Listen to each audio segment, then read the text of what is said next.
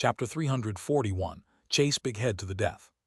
However, just as Patriarch Big Head was about to go all out, a bolt of lightning split the bright sky. The tribulation clouds were gone, but the lightning shot down toward Meng Hao.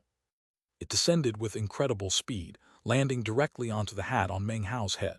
A deafening boom filled the air. Meng Hao wasn't hurt, but wisps of greenish smoke rose from the hat. He gaped in shock, looking up to find the sky as beautiful as ever. The lightning seemed a fluke. That was the aura of heavenly tribulation, thought Meng Hao with a frown. Thankfully, the lightning bolt hadn't done any damage. It had been absorbed by the meat jelly hat. The scene shocked Patriarch Big Head too, who looked up. He quickly recovered and fled at full speed, wanting to put as much distance as possible between himself and Meng Hao. Meng Hao frowned, seized by a bad feeling. The lightning had been too sudden without warning. The sky above was a deep, beautiful blue. His gaze settled on the fleeing Patriarch Big Head. Meng Hao gave a cold snort and strode forward, shooting off at incredible speed and disappearing in an instant. Patriarch Big Head's face paled as he fled. He had run for an entire day, his bag of holding empty of healing pills. His internal injuries worsened, and he could only employ 40% of his cultivation base's power. Damn it, damn it.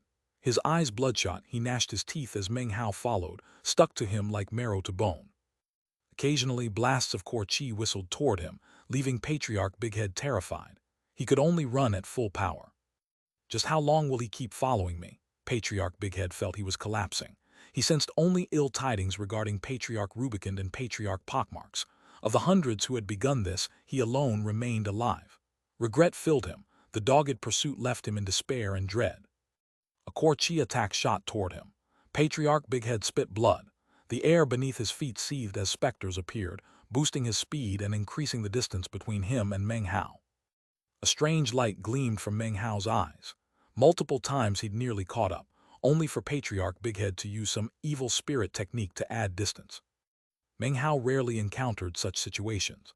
Behind him, over 100 cultivators pursued. Their speed couldn't match Meng Hao's, but Meng Hao's blood clones led them, so they kept pace. As dusk fell, visibility dimmed. Up ahead was a wide plain filled with residences organized in rings and surrounded by a stockade. The stockade village held over 100 cultivators who'd been meditating but now stood and looked out as Patriarch Big Head approached. 3 old men flew out to meet him. It's the Patriarch of the Talisman sect from Dongluo City, Xianxia Audiobook. It really is Xianxia Audiobook, but who is he fleeing from? The 3 old men's faces flickered, and they hesitated for a moment. Patriarch Big Head neared, his eyes filled with a look of pleasant surprise.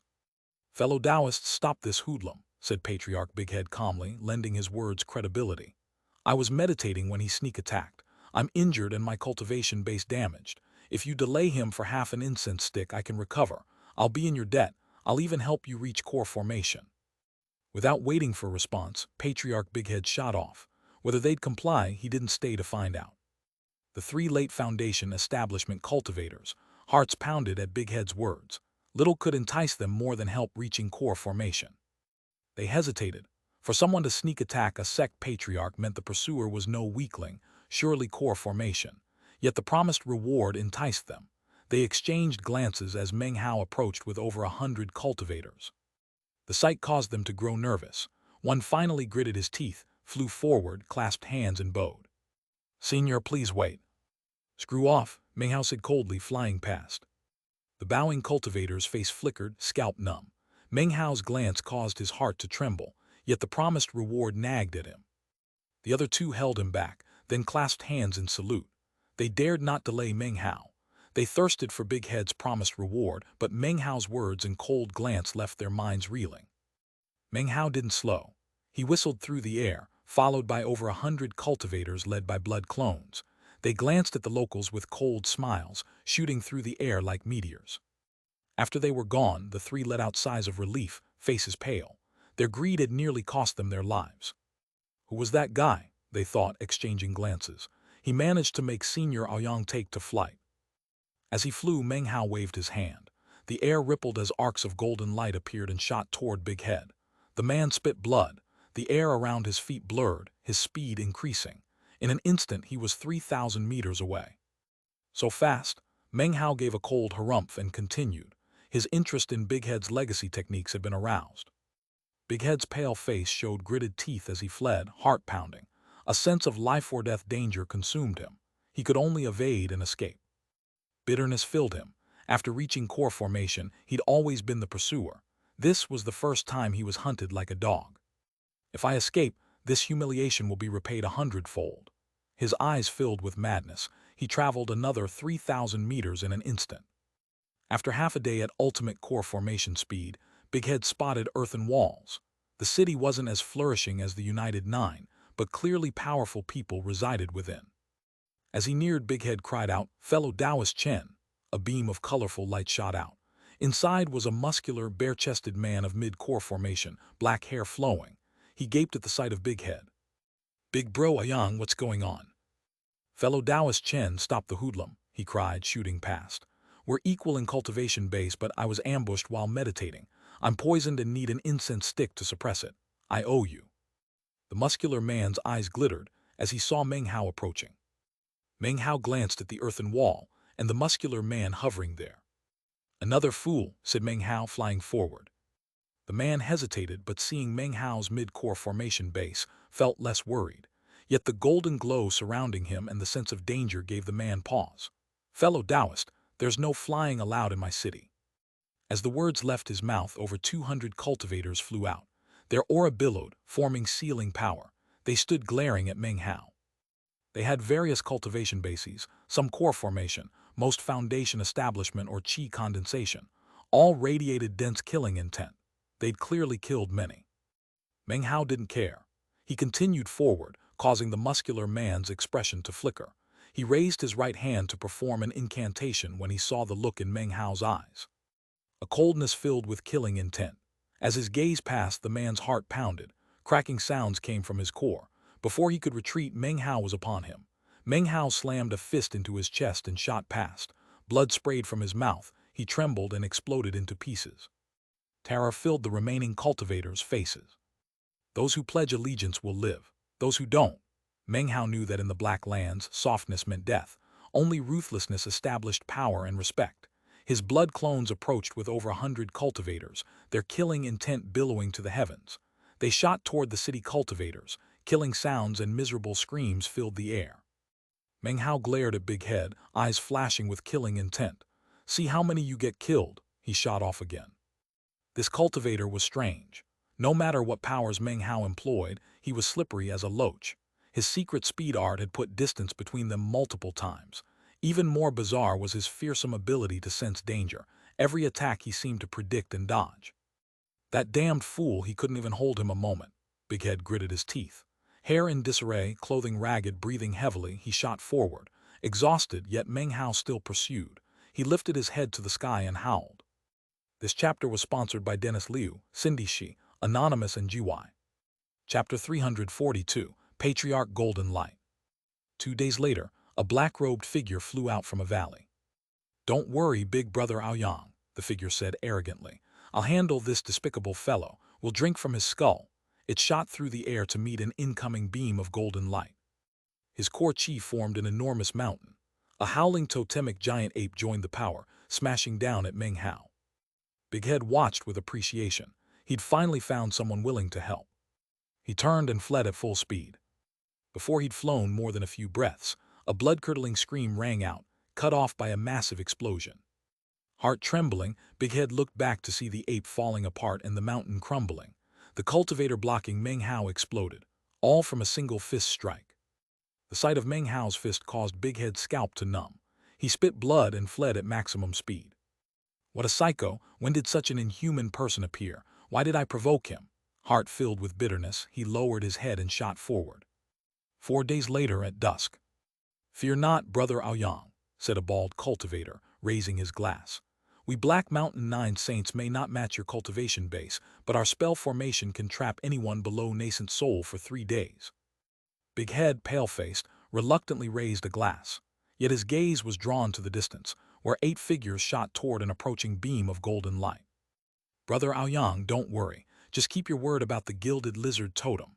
The bald cultivator laughed, but scorn glinted in his gaze. "According to rumors, Aoyang of the three great sects had offended a mid-core formation cultivator of the junior generation. The two had been in a deadly chase across half the western Black Lands. Seeing Aoyang's terror, the bald cultivator looked down on him, concluding his reputation was inflated.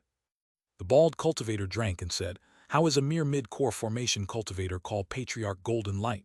Laughable, we Black Mountain 9. Huh." He didn't finish. A massive boom filled the air and the ground trembled. Even more shocking, in the midday, a starry sky appeared where the fight was happening. Ouyang's mind buzzed. A forlorn expression appeared as he tossed his glass. He slapped his chest, forcing blood from his mouth to activate his secret technique.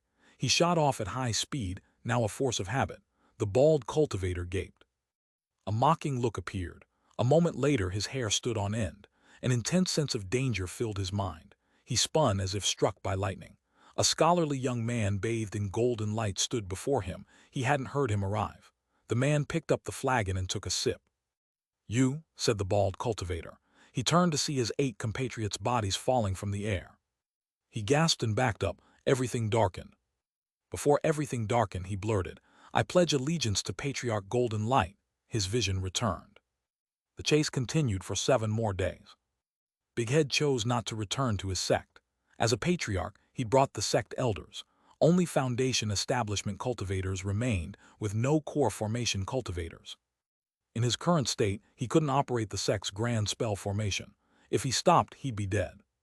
He could only flee, seeking powerful people he knew.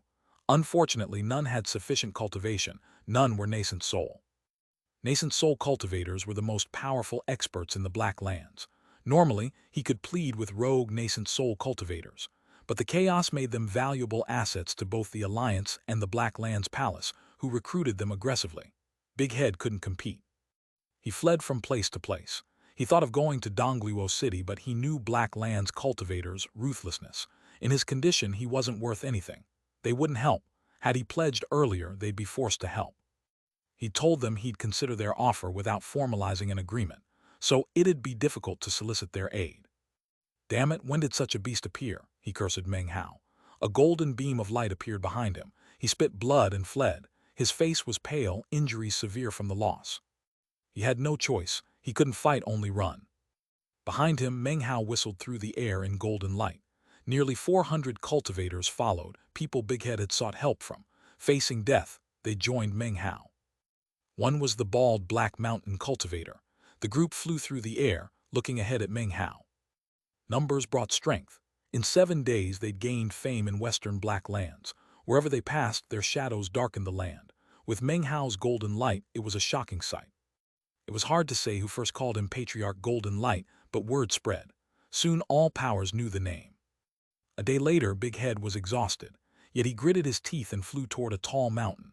Sinister, surrounded by black waters at its base, 5 enormous vultures circled the peak with shrill cries.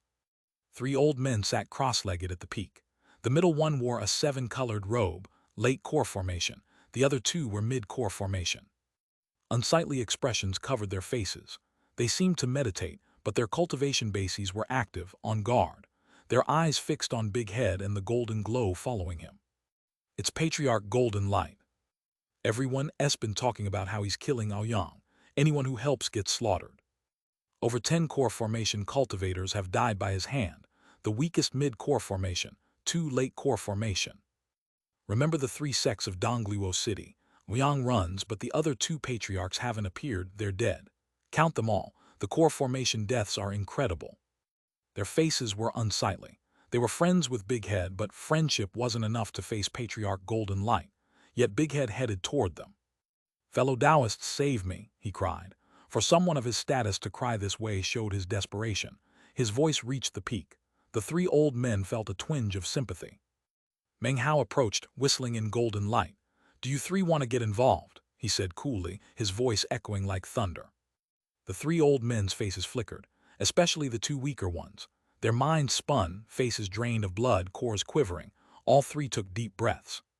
They thought of the rumors. He ripped out cores and ate them raw. He massacred with no survivors, cruel and vicious methods. Such rumors had spread about Meng Hao. Though he hadn't killed many, his followers caused most deaths.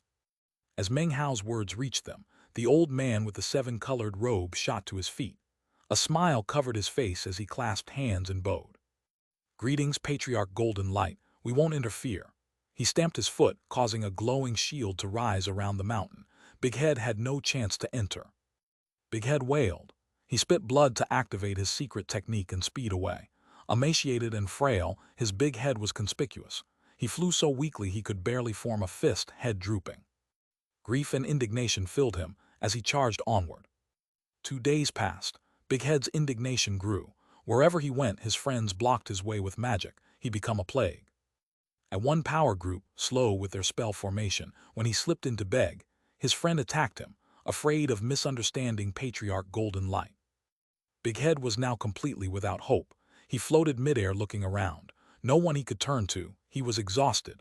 Face ashen, he turned to see the approaching Meng Hao. After about 10 breaths, Meng Hao stopped before him. "Done running?" he asked coolly. Chapter 343, Rent by Lightning. Big Head stared at Meng Hao, filled with powerlessness. Days of running, constant pursuit, repeated rejection, all had left him drained. He was exhausted. His forbidden technique's constant use had pushed his injuries beyond healing. He could only use 20 to 30% of his cultivation base's power. To fight Meng Hao with such power, leading hundreds of cultivators, having killed so many of Big Head's recruits, was impossible. He couldn't resist. Big Head knew all this. As Meng Hao spoke, he let out a roar, not an attack, not self-detonation, but a roar to release the pressure crushing him. "I won't bow to you. Even if I die, I'll be reborn a cultivator. Destroying my soul won't stop reincarnation. I can't control how I'm born, but I can control how I die, you."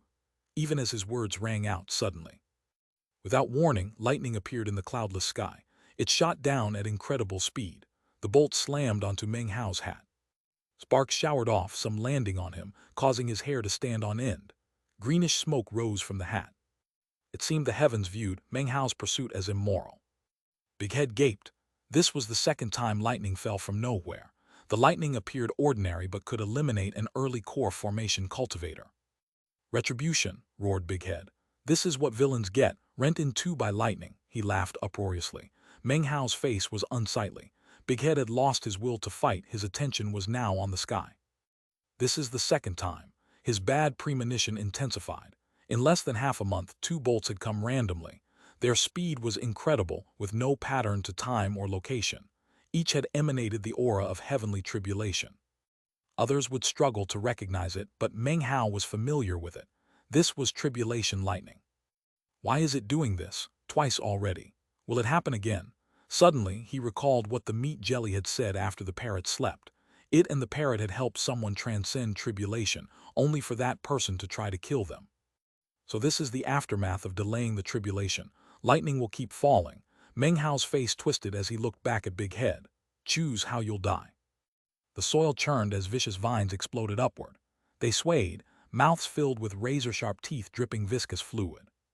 Reddish, bizarre, fearsome, with a rotten smell, anyone would be shocked. Big Head laughed coldly and gave Meng Hao a scornful look, lifting his hand to his forehead. He didn't intend to beg. The bloody path showed he had little chance. If he died, he'd die well. But as his hand was about to press to his forehead, another bolt appeared. It shot down at incredible speed, less than 10 meters away in an instant. However, Meng Hao had kept some attention on the sky. Almost instantly, he slapped his bag and pulled out a semi-transparent soul embodiment. This was the Li Clan Patriarch. A thread connected him to the blood-colored mask, so though floating outside, he couldn't flee. His life or death was Meng Hao's choice. Being pulled out caused the Li Clan Patriarch to look around confused. The first time in many years he'd seen the outside sky. But before he could sigh, Meng Hao flung him up. A boom filled the air as lightning slammed into the soul embodiment. A miserable shriek echoed. His soul nearly shattered.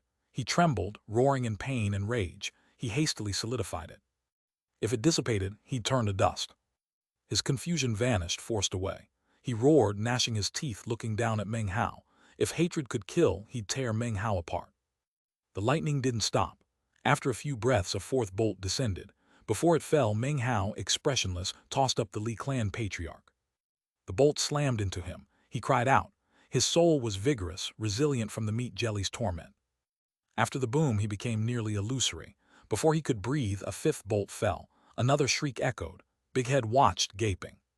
For the first time, he couldn't hide his fear. He sympathized with the soul. To him, Meng Hao was the most savage cultivator. He'd shrink from no evil, wouldn't shirk outraging heaven and earth. The soul is wretched and he torments it further, Big Head thought. What enmity exists between them? It's nearly dispersed. He sighed. Meng Hao's viciousness settled his impression thoroughly. He was too attached to life, not decisive. His soul was stolen by this vicious cultivator, but I have resolve. I won't end like this. Big Head lifted his hand to strike his forehead when his body shook and his resolve shattered. His eyes widened with disbelief and dread. As the soul was about to shatter, a violet glow flickered in Meng Hao's eyes. He spit golden chi filled with his life force. When it merged with the soul embodiment, all wounds recovered. Just when he was almost completely recovered, a sixth lightning bolt fell. A thunderclap rang out, accompanied by a miserable cry. Grief filled the eyes of the Li clan patriarch, along with despair. It was a hopelessness in which the desire for death exceeded the desire to live. The sight caused Big Head's scalp to go numb and his face to turn pale white. He began to quiver. He had been preparing to say some grand words just now, but now he could only swallow with a gulp. The hand that had been moving toward his forehead fell to his side. The pride in his eyes had been replaced by hopelessness. He suddenly realized that even if he managed to deliver a deadly blow to himself, he was a cultivator. In the moments after his death, there were a variety of methods that could be used to extract his soul. He could attempt to self-detonate, but seeing how adept Meng Hao was with inflicting torment, Big Head could see that dying was not necessarily a way of escaping. He didn't fear death, but what he did fear was living a life worse than death. Meng Hao was currently ignoring Big Head, and was instead focusing completely on the lightning, as well as the Li clan patriarch's soul. What he noticed was that even as the soul embodiment was on the verge of collapsing, sparking remnants of the lightning were fusing into the soul. Thanks to the healing provided by Meng Hao's life force, the recovery of the Li clan patriarch's soul embodiment resulted in much more lightning residing within him. Refine a soul of lightning, huh?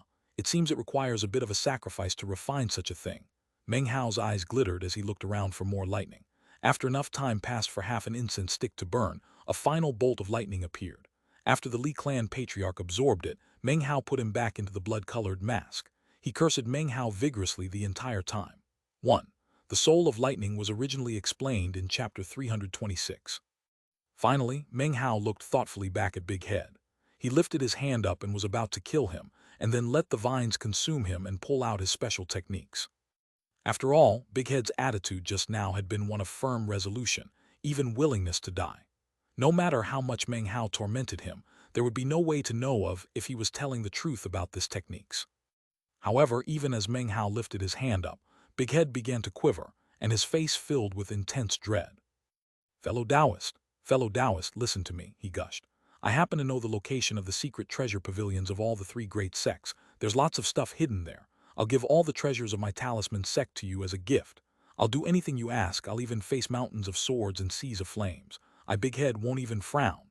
Meng Hao's methods just now had left him trembling. He had no desire to have his soul tormented after he died. Meng Hao gaped at Patriarch Big Head for a moment.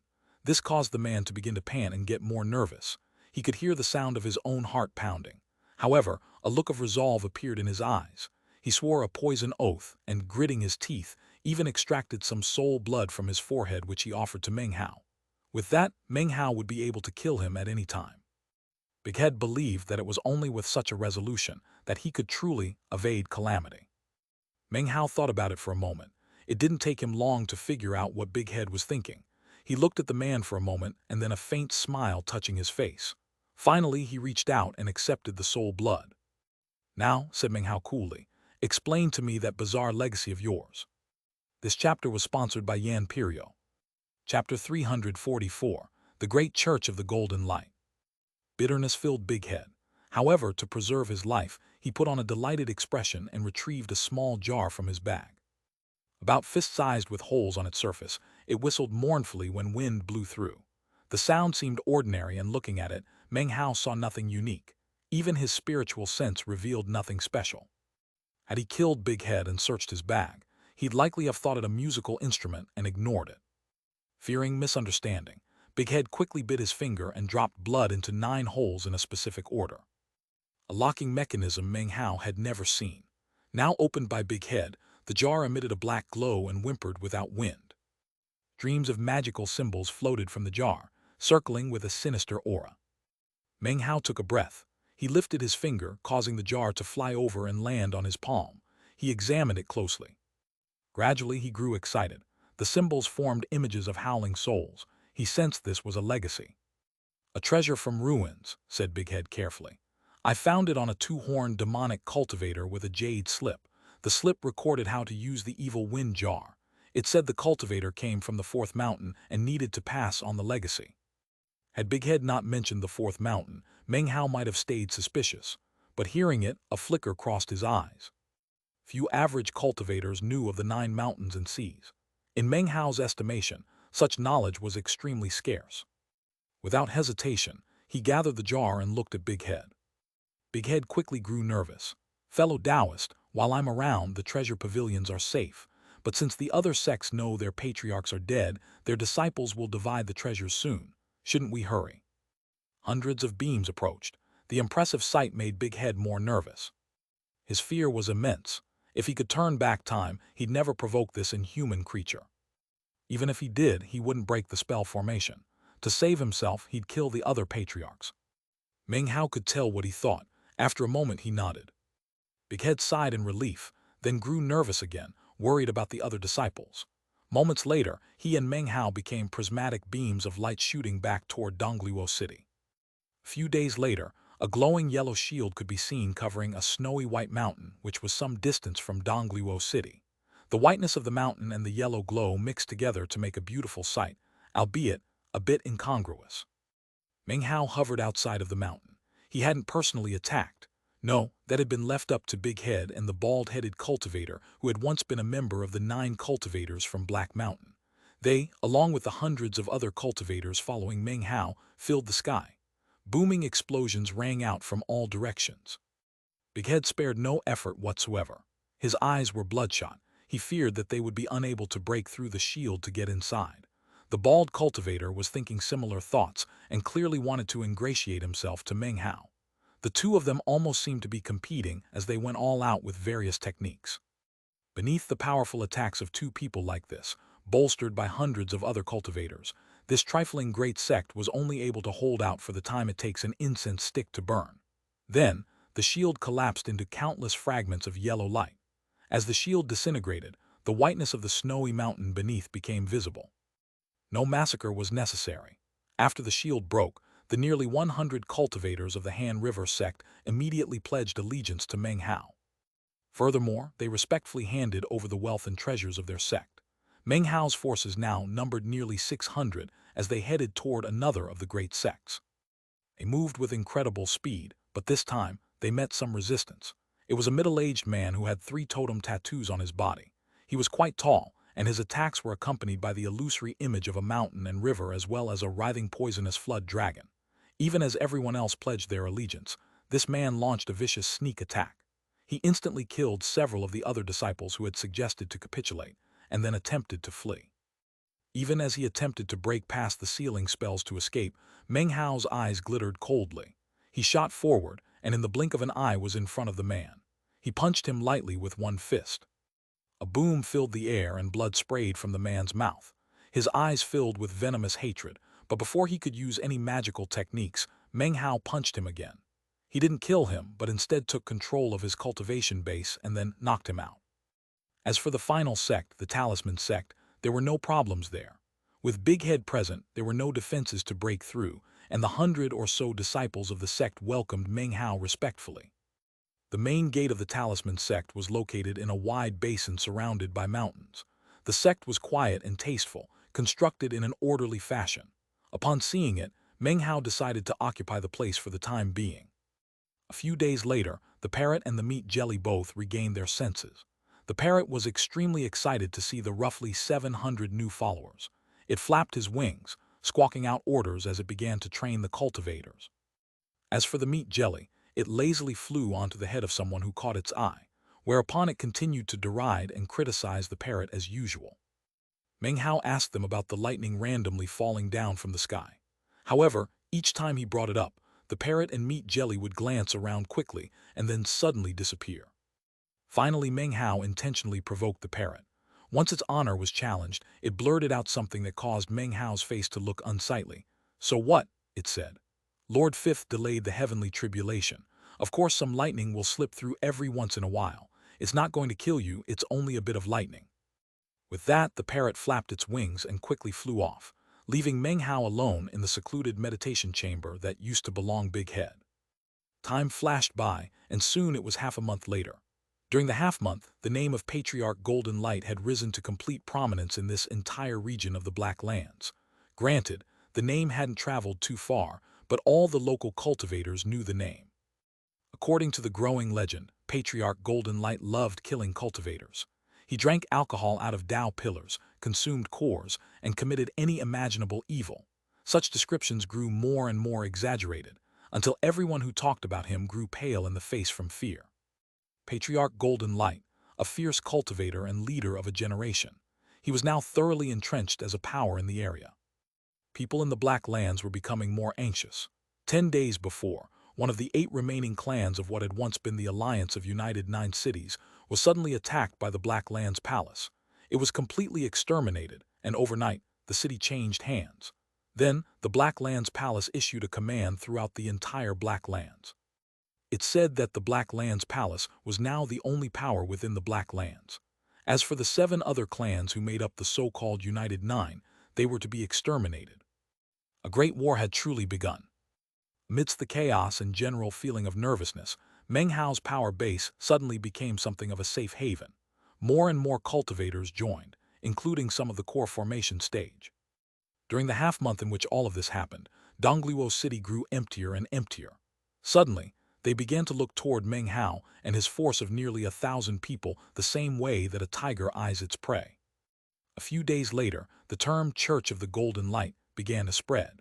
Other than the Dongluo clan itself, it was now the most powerful force in the region of Dongluo City.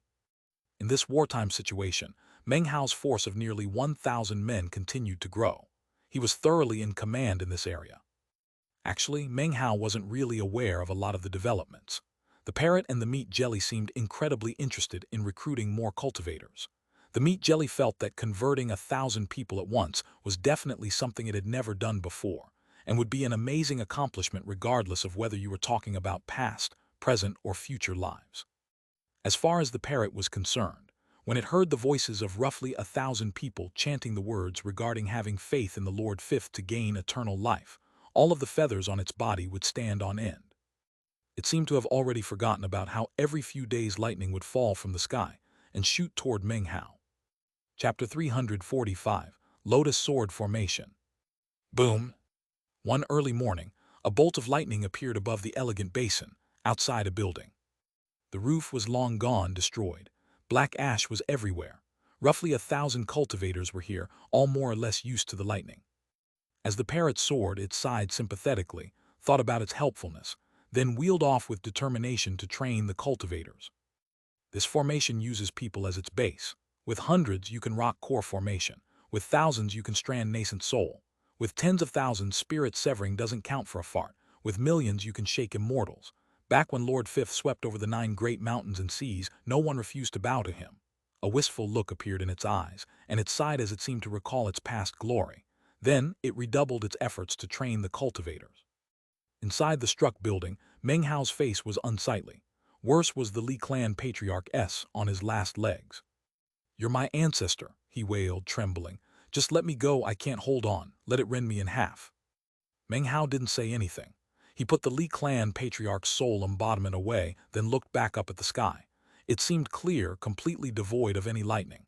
At this point, he wasn't quite numb to the situation, but had gotten used to it. After some practice, he had developed some methods to pull out the Li clan patriarch even more quickly.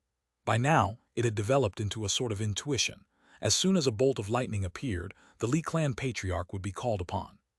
Currently, Meng Hao didn't reach complete success at first. However, the dangerous training method worked, and soon he was able to use the technique almost perfectly each time. Under these circumstances, Meng Hao's intuition with the lightning gradually formed into a type of instinct. At the moment, Meng Hao couldn't quite keep his face completely calm. It still looked a bit pained, although not as much as the Li clan patriarch S. Meng Hao looked over at the middle-aged man who lay in front of him, body trembling, face pale, seemingly locked in place and unable to move. This man was even worse off than the Li clan patriarch. This cultivator was not from the Black Lands, but rather the Western Desert. This was the man Meng Hao had knocked out earlier, the one who had 3 totem tattoos. Meng Hao had taken him here, sealed him to prevent him from moving, and began to study him. Meng Hao loved studying. Back when he was a scholar, he would study books. After he entered the cultivation world, he would study magical techniques or contemplate alchemy. It didn't matter when, as long as he had some time on his hands, he would take time to study something. This always led to further understanding on his part. However, this was his first time studying a person. Meng Hao had already been studying him for 3 days, inside and out. Whenever he encountered some area he didn't understand, he would make some cuts and focus further until he understood. Meng Hao had learned a lot in these 3 days, which left him very excited. As for the middle-aged man, however, it was a nightmare, as if he were residing in the depths of hell. The feeling was hard to describe. His coldness had turned into misery, cursing, and insanity. Eventually, he just began to wail, and to truly believe that Meng Hao was the most fearsome person in the entire cultivation world. At the moment, Meng Hao was studying the cultivator's blood. He reached out toward the man's arm, which was covered in wounds and scabs. Some of it was even missing pieces of flesh. Meng Hao made a long scratch and then collected some blood. He placed the blood into a pill furnace and began to refine it. The man's face was ashen, his eyes listless and filled with despair. He didn't know how much longer this treatment would go on, and his mind was on the verge of collapse. In fact, the previous night when Meng Hao was preparing to study his brain, the fear caused tears to leak out of his eyes. At that point, Meng Hao had hesitated and then decided not to proceed. Meng Hao had always been extremely interested in the totem tattoos of Western desert cultivators. After much analysis, he had come to the conclusion that they contained a power similar to medicinal pills, a power that came from outside the body of the cultivator. For example, totems could be used to break through from chi condensation to foundation establishment, and then to core formation. This realization gave Meng Hao quite a bit of enlightenment. Meng Hao had long since had the feeling that he could break through from the mid-perfect core formation stage to the late stage. The feeling only grew more intense. Eventually, he realized that in order to break through to late core formation, he would need to allow the heavenly tribulation to bear down on him in full. After transcending it, he would then be able to enter late core formation. However, once that happened, he had little confidence regarding the nascent soul stage. The nascent soul stage was a huge step that few cultivators were ever actually able to take. Throughout the years, many cultivators could reach the late core formation stage. However, few were able to break through to nascent soul. It might seem like there were a lot of nascent soul cultivators, but that had more to do with their vastly extended lifespan. Few members of any particular generation would ever actually break through. One of the most critical factors for Meng Hao was the fact that he was missing the section of the Sublime Spirit scripture that had to do with the gold core. Without the proper technique, it would be difficult to achieve a perfect nascent soul. It wasn't very likely that he would be able to acquire the manual, either. He had no idea where it was.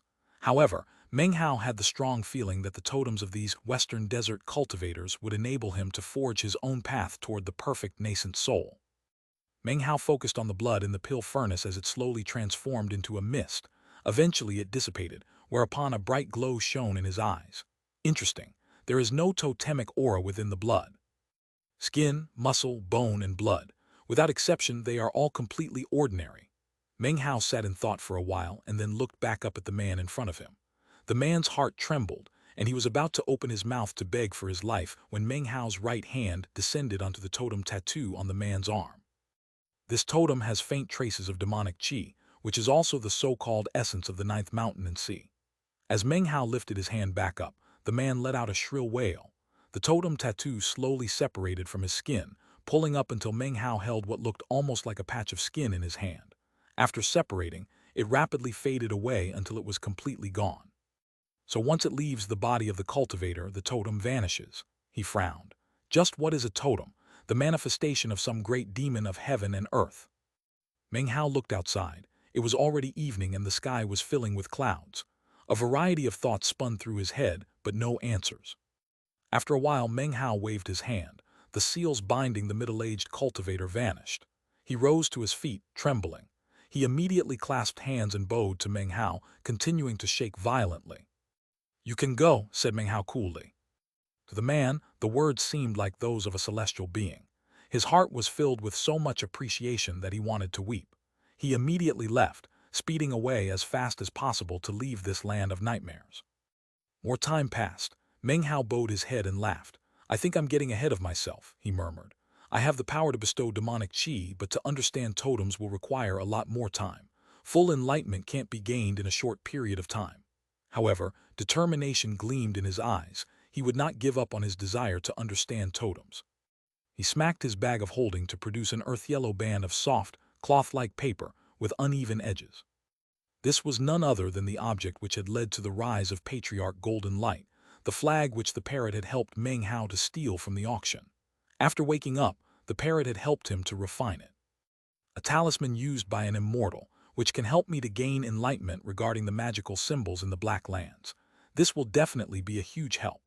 He rubbed the paper as he thought about the vastly expanded area within which his followers could search for the celestial soil now that he was Patriarch Golden Light. Obviously, it was much greater than before. Vast quantities of celestial soil were being delivered to him. Now, all he had to do was touch the soil to this talismanic paper, and it would immediately suck in the aura of the soil, leaving the soil completely ordinary in nature. After sucking in the aura, magical symbols would appear on the paper, which were gradually forming into the shape of a seal. Meng Hao was sure that after enough time had passed and enough soil was collected, more magical symbols would appear on the paper. With further enlightenment of the symbols, he would definitely be able to employ some shocking divine ability. It was in this way that he planned to have completely unique celestial magic prepared for when he reached the nascent soul stage. The next day at dawn, Meng Hao put away the talismanic paper and then took out the wooden time sword and began to further refine it. He had consistently been working on this particular sword since arriving in the Black Lands, and as of now, it contained 3 60-year cycles of time. In addition, he had quite a quantity of spring and autumn trees in his bag of holding that contained 2 60-year cycles. Very difficult to forge a time treasure that contains a 60-year cycle, he thought. It only takes a bit of effort. As for 2 60-year cycles, I only have a 30% chance of success. Failure means complete loss of all the resources. That's not really a big deal, though. What's truly scary is the time treasures of 3 60-year cycles. There's only 0.5% chance of success. Without the copper mirror, I probably wouldn't be able to forge even one in my entire life. He looked at the sword in his hand, which emitted a blinding blue light. Its surface seemed to flow like flowing water, and waving the sword through the air caused ripples to spread out. The ripples caused the surrounding structures to immediately show signs of decay. Meng Hao was just about to put the sword away when suddenly, he lifted his head up and looked at something far off in the distance. He frowned. "So the Dongluo clan really just can't hold themselves back," he muttered. He sent his spiritual sense out to find the parrot and impart some instructions. Next, his body began to grow blurry and ghost images sprang up. Moments later, a second Meng Hao appeared. One was sitting cross-legged, the other slowly sank down into the ground. Meng Hao waved his right hand, whereupon 10 wooden time swords flew out from his subterranean chamber to circulate about in the air overhead. The tips of the swords faced outward, and as they spun, they began to create a vortex in the shape of a lotus flower. The power emanated by the lotus-shaped sword formation caused the building Meng Hao was in to begin to decay. Soon, it was nothing more than ash.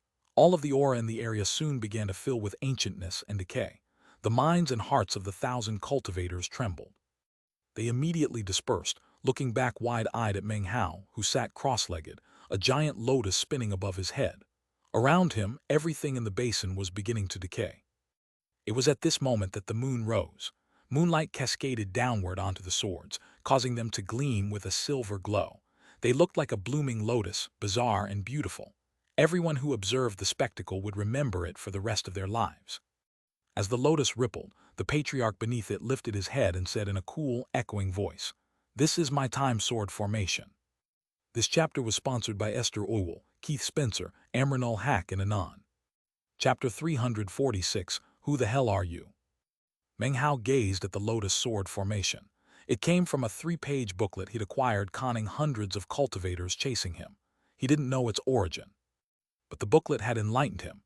He'd never realized swords could form formations. His research hadn't been limited to totems and the jar from the 4th mountain. He'd studied sword formations. The booklet had only illustrations, understand it or not. He didn't understand much, but formed the lotus based on what he did. The sword formation still emanated shocking power. Creating a formation like a lotus enabled him to unleash the deadly power of time. He paid little attention to the surrounding 1,000 cultivators, but they had no choice other than to pay close attention to him. Meng Hao was their patriarch, the soul of the Church of Golden Light. The name of Patriarch Golden Light had long since been placed in the highest position in the area. Everyone's hearts shook as they observed Meng Hao, the spinning lotus, and the decaying buildings in the basin.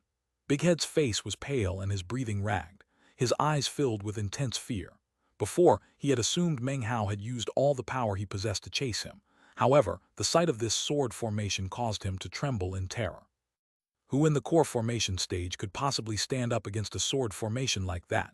He thought, his heart and mind trembling uncontrollably. The lotus spun and time danced. Heaven and earth were shaken, and everything in the area crumbled. It was impossible for Meng Hao not to be the center of attention. The parrot looked on in shock, its eyes filled with an expression that rarely existed there. It stared fixedly at the lotus sword formation, panting. Next to it, the meat jelly gaped with equally wide eyes. The two of them hadn't noticed the booklet and had been focused on managing the 1,000 cultivators. They hadn't paid attention to Meng Hao and his research of sword formations. Without thinking about it, they exchanged a glance, whereupon they noticed the mutual look of shock in each other's eyes. "I've never heard of this lotus sword formation," said the parrot, blinking. "However, looking at it gives me the chills." "It's too wicked," said the meat jelly solemnly. "An evil sword formation like this is too domineering. The aura is too bizarre, it should be destroyed. Such a thing should not even exist." "Lord Fifth feels a certain lack of understanding regarding this particular master," murmured the parrot. Meanwhile, a group of a few dozen cultivators hovered in the air at the edge of the basin, looking at the lotus sword formation. One of their number was an old man. He watched on with a look of concentration, his eyes shining with a brilliant light. This was one of the 3 nascent soul patriarchs of the Dongluo clan who had infuriated the parrot back in Dongluo City. Behind him were none other than Dongluo Ling and Dongluo Han, as well as other Dongluo clan cultivators. All of them watched on in silence. The cultivators who were under the nascent soul stage saw the ripples emanating out from the sword formation and were shaken. They saw the decaying power contained within. The mountains grew old and even the ground itself was becoming ancient. It was at this moment that Meng Hao's eyes suddenly opened. They gleamed brightly as he waved his right hand. The lotus sword formation streaked through the air toward the Dongluo clan cultivators. The nascent soul cultivator who floated in the lead position immediately waved his hand. A glowing shield appeared directly behind him and in front of the other Dongluo clan members. Meng Hao's expression never changed. His right hand flickered in an incantation gesture, and then he waved a finger toward the sword formation.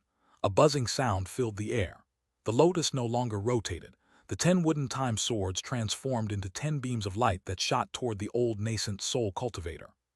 The man's eyes glittered as he raised his right fist up into the air. Then he slowly opened it and said, "Stabilize."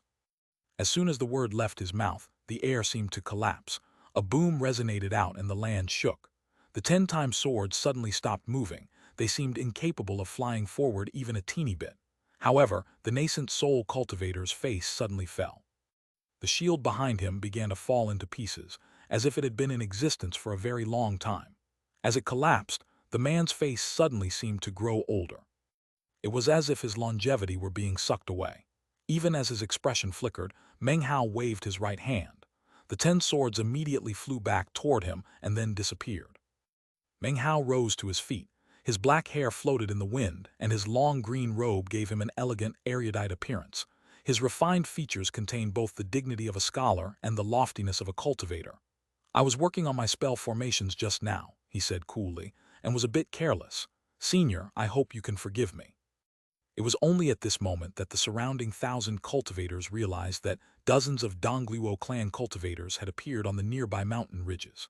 The eyes of the 1,000 cultivators began to glow, and their power merged together to form a crushing weight that emanated out in all directions.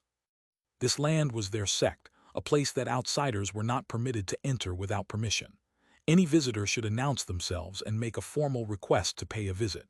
However, the Dongluo clan had showed up without any of the formalities. Clearly, they came with ill intentions. This was even more apparent because of the presence of the nascent soul cultivator leading the group. "Don't worry about it," said the nascent soul cultivator with a laugh. "There's no need to blame yourself, lad." He advanced forward into the basin, followed by the dozens of clan members. As he moved forward, his expression was normal, but his heart was filled with shock. The 1,000 cultivators present all had different cultivation bases, and yet the feeling they gave off was that they were integrated into a whole. The feeling caused the heart of the nascent soul cultivator to fill with amazement. Then he saw the decayed buildings in the area, and suddenly began to feel a bit of hesitation.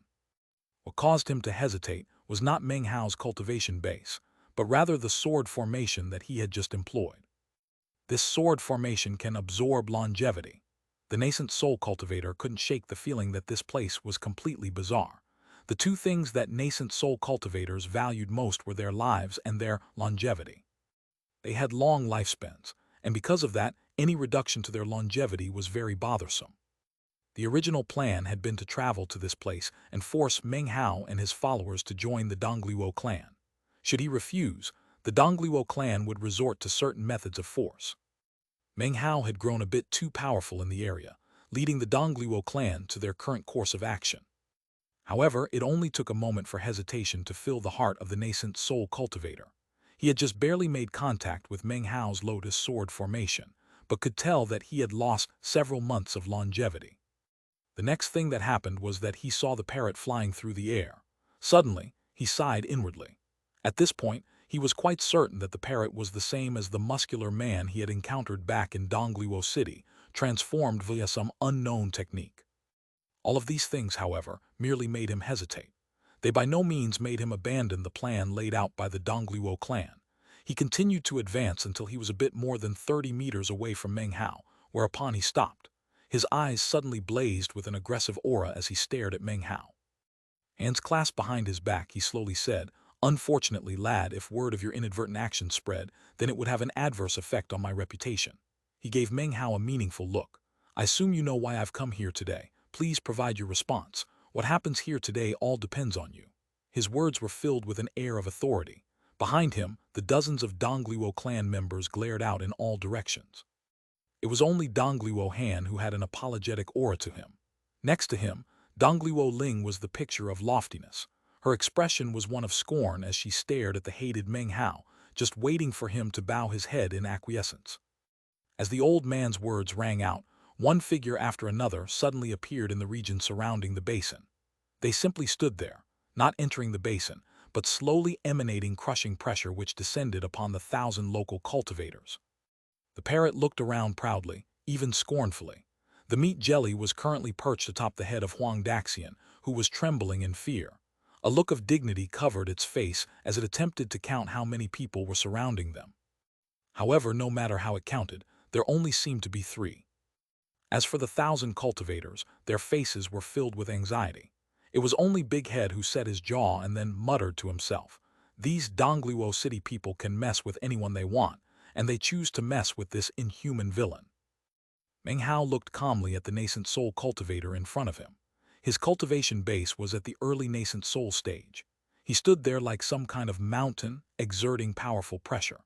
He held himself like the lord of this area, as if he were in charge of the 1,000 cultivators, as if their lives or deaths could be determined by a mere thought on his part. His expression the same as ever, Meng Hao asked, "How will joining the Dongluo clan benefit me?" It was as if he hadn't even noticed the people standing on the surrounding mountain ridges. "By becoming an auxiliary branch of the Dongluo clan, you will have the right to occupy this position," said the nascent soul cultivator, his voice calm. "You can also receive financial support from the Dongluo clan. Of course, you will need to consume the clan's medicinal supplements. When the appropriate time comes, we will of course dispel them."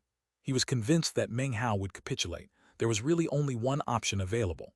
Meng Hao wasn't powerful enough to make any other choice. Actually, considering the current crisis in the Black Lands, the Dongluo clan had little other choice than to do things in this way. Because of the chaos everywhere, few people would willingly join them. The results of their recruiting efforts lately had been abysmal. Meng Hao and his 1,000 followers looked like meek lambs. Furthermore, Meng Hao's cultivation base was not high enough to cause them any concern. Even if his military might was strong at the moment, exterminating him wouldn't be very difficult. "I shall give you 3 breaths of time to consider," said the old man with a flick of a sleeve. "You're a smart fellow, you should be able to figure out what the right decision is. Even if you don't want to concede, you will." "Who the hell are you again?" replied Meng Hao coolly, his expression the same as ever. "Is the Dongluo clan looking for a new boss?" Chapter 347. The Magical Fog Becomes a Sea. Meng Hao's words boomed like thunder. Not just the nascent soul cultivator stared in shock.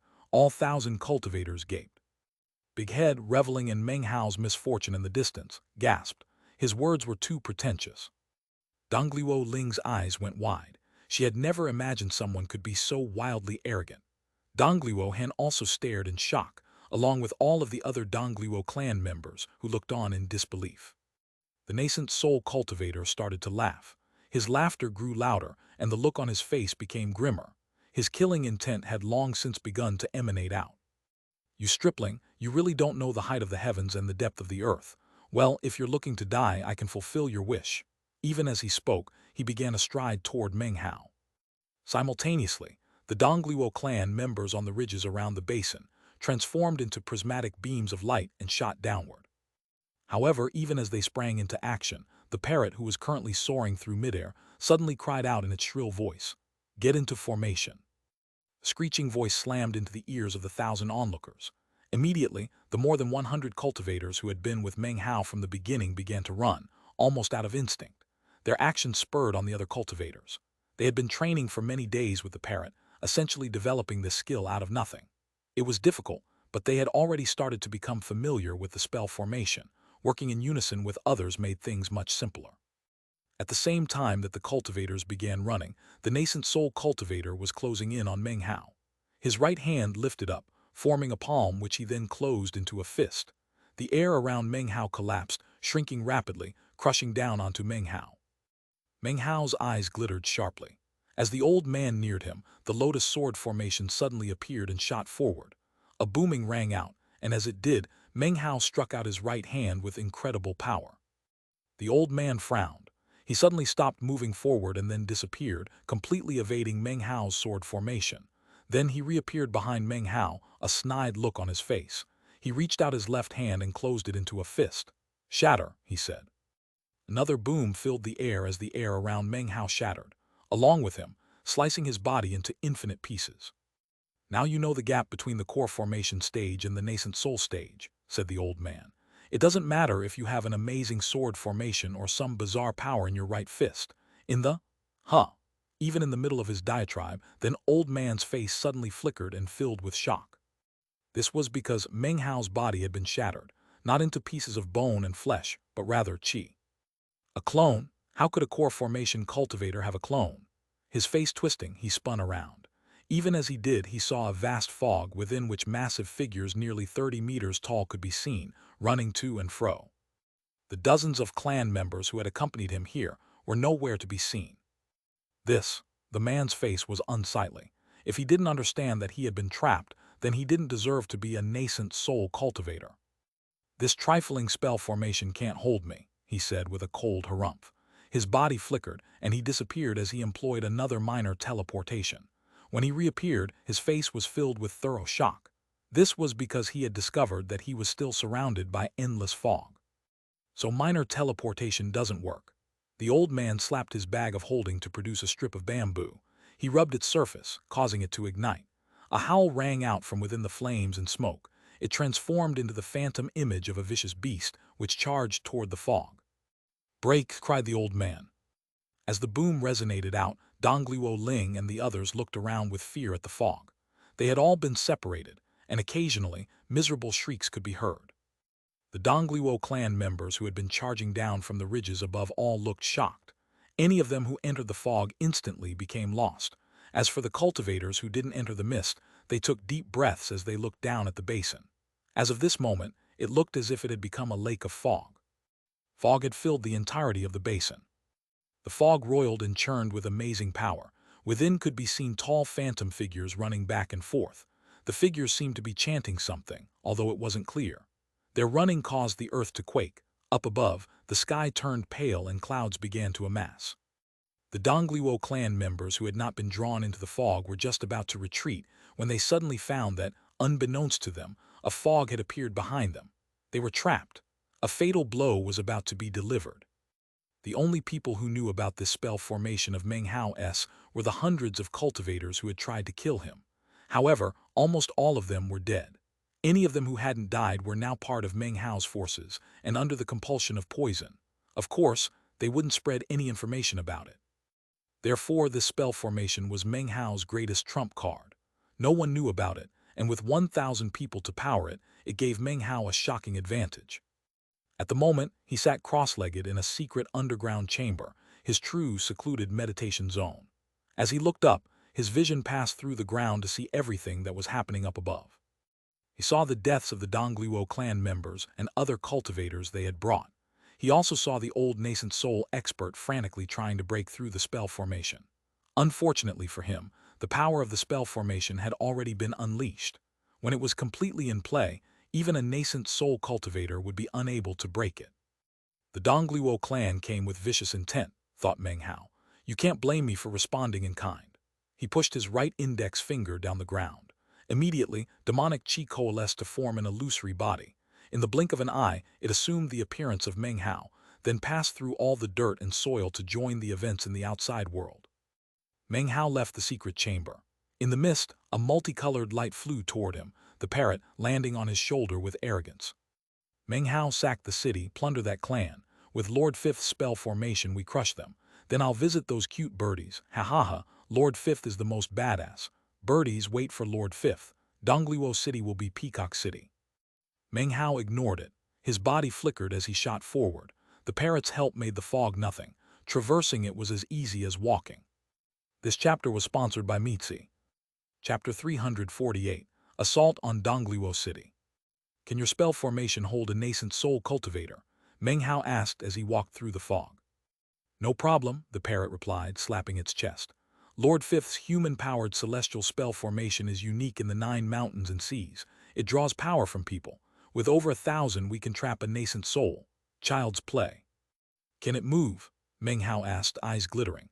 A Dongluo cultivator appeared in the fog, frantically attacking, terrified. He couldn't see Meng Hao, who saw him clearly. Meng Hao moved close and waved his hand. The fog surrounded and coalesced around him. It dissipated. Behind Meng Hao, the cultivator collapsed unconscious.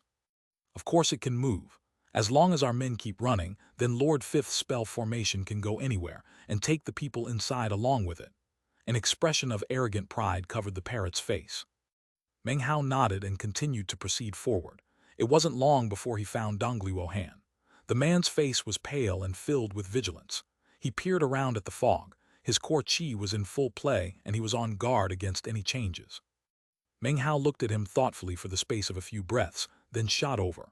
The fog began to seethe, and Dongluo Han's face flickered. Before he could react, though, a hand shot out from the fog next to him and pushed down onto his back. A great power shot through him, sealing his cultivation base. He didn't even have the strength to turn his head now. Instead, he fell to the ground, unconscious. Meng Hao walked out from within the fog and looked down at Dongluo Han. He didn't kill him. Knocking him out was good enough for now. Meng Hao turned and continued to walk off into the distance. Whenever he ran into Dongluo clan members, he disabled them and rendered them unconscious. Some of them, however, ended up in the paths of the running figures. These ones could only perish with miserable shrieks under the power of the spell formation. After enough time passed for an incense stick to burn, Meng Hao found Dongluo Ling within the fog. Her hair was in disarray, and her beautiful features were filled with hopelessness and anxiety. She had used every method she had at her disposal, but was unable to escape. How could she not feel despair? She couldn't see her fellow clan members. It was as if the entire world had turned into fog, and she was the only person left. When the massive phantoms went running by, they emitted a great pressure which filled her heart with fear. How could she ever have imagined that the person who pissed her off so much would have such a fearsome spell formation? She didn't dare to approach the running phantoms. She had already seen a few of her fellow clan members run into them and instantly be trampled to death. In fact, she could smell the odor of fresh blood rising up in the air. Meng Hao looked at her, his eyes cold. He lifted up his right hand, causing the fog to roil and rush toward her. It immediately enveloped her, then slowly dissipated. She was now unconscious on the ground, completely still. In addition to the Dongluo clan nascent soul cultivator, there were over 70 clan members left in the fog. By now, Meng Hao had already incapacitated about half of them. After enough time passed for half an incense stick to burn, Meng Hao slowly lifted his hand up from the middle of the back of yet another listless Dongluo clan member. The man spit up a mouthful of blood and then collapsed unconscious. "That's the last one," said Meng Hao. Turning, he looked off through the mist toward the stranded nascent soul expert. He was currently shooting divine abilities off constantly, as well as employing minor teleportation. In his mind, he was traveling forward slowly, but from Meng Hao's perspective, he was merely going in circles. Going in circles would not enable him to escape the fog. "The Dongluo clan came with malice," said Meng Hao, "so let's teach them a lesson. Move the spell formation." Immediately, the parrot on his shoulder lifted its head up and let out a powerful squawking howl. The fog around them immediately began to roil. The 1,000 running cultivators within no longer ran in a circuitous path. Their eyes were closed, as if their wills were fused with that of the parrot. According to the parrot's thoughts, the spell formation began to move toward Dongluo City. Looking at the fog from outside, it was like a roiling sea within the basin. As it churned and seethed, it slowly began to move, climbing out of the basin, growing at the same time. The fog sea was huge, tens of thousands of meters in diameter. As it passed along, it was as if an enormous beast made of fog consumed everything it touched. The fog sea moved forward, and as it did, giant figures slowly became visible. Their roaring voices slowly became clearer. "Have faith in the Lord Fifth, gain eternal life." The sound of it rolled out, growing louder and clearer. Eventually, it shook heaven and earth, drawing the attention of the rogue cultivators who resided in the region surrounding Dongluo City. They stared fixedly with wide eyes at the unbelievable sight of the rolling fog. More and more people began to watch the massive fog. It seemed to be moving slowly, but actually proceeded on with great speed. Some of the people flew along in midair to watch, panting, eyes wide.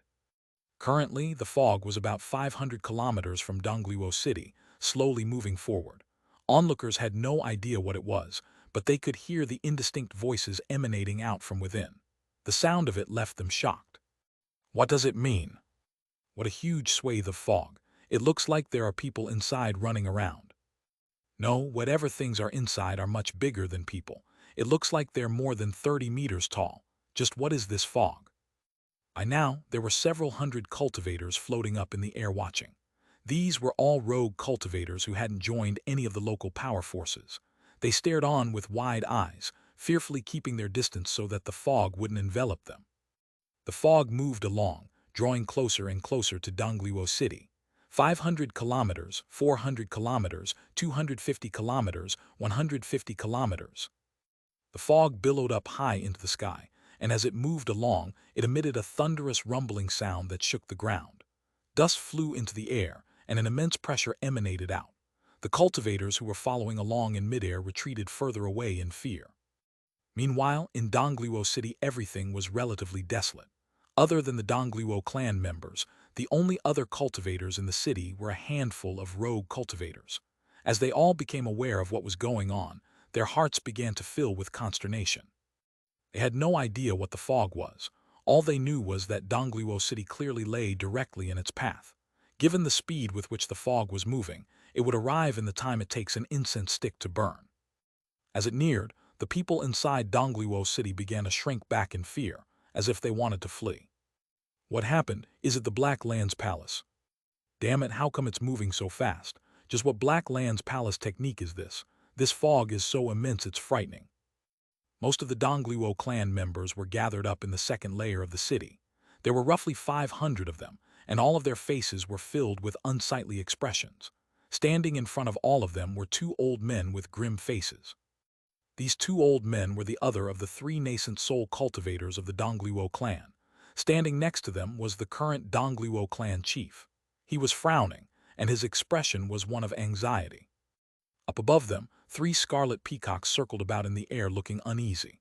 They emitted plaintive wails as they eyed the incoming fog.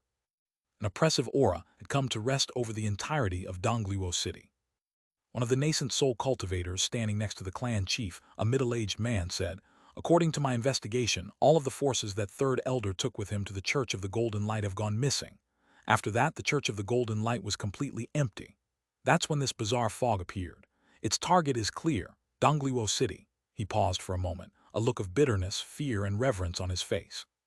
I arranged for 7 men to investigate the mist from various directions as it approached, but, regardless of the level of their cultivation base, as soon as they touched the fog, they were sucked in. After that, we lost all contact. The clan chief sighed inwardly. He might be the clan chief, but even if his opinion differed from that of the elders, he still had to comply with their wishes. His opinion regarding the Church of the Golden Light had been to cooperate with it and form an alliance. However, the 3 elders viewed the Church of the Golden Light as nothing more than a group of rogue cultivators. The church's founder, Patriarch Golden Light, was only a core formation cultivator, and therefore not qualified to enter an alliance with the Dongliwo clan. He could either capitulate or be enslaved. Those were his only options. It was under these suppositions that 3rd elder had set out. Now the Church of the Golden Light was obviously striking back at them, in a way that far surpassed the predictions of the Dongliwo clan. The Black Land's palace hadn't even come their way yet, but they were already facing a crisis. The other nascent soul elder coolly said, "Does a firefly dare to compete with the full moon? Employ the clan's grand spell formation. If the Church of the Golden Light wants to attack us with fog, then the Dongliwo clan will break them with our spell formation." At this point, the fog was now about 25 kilometers away from the city.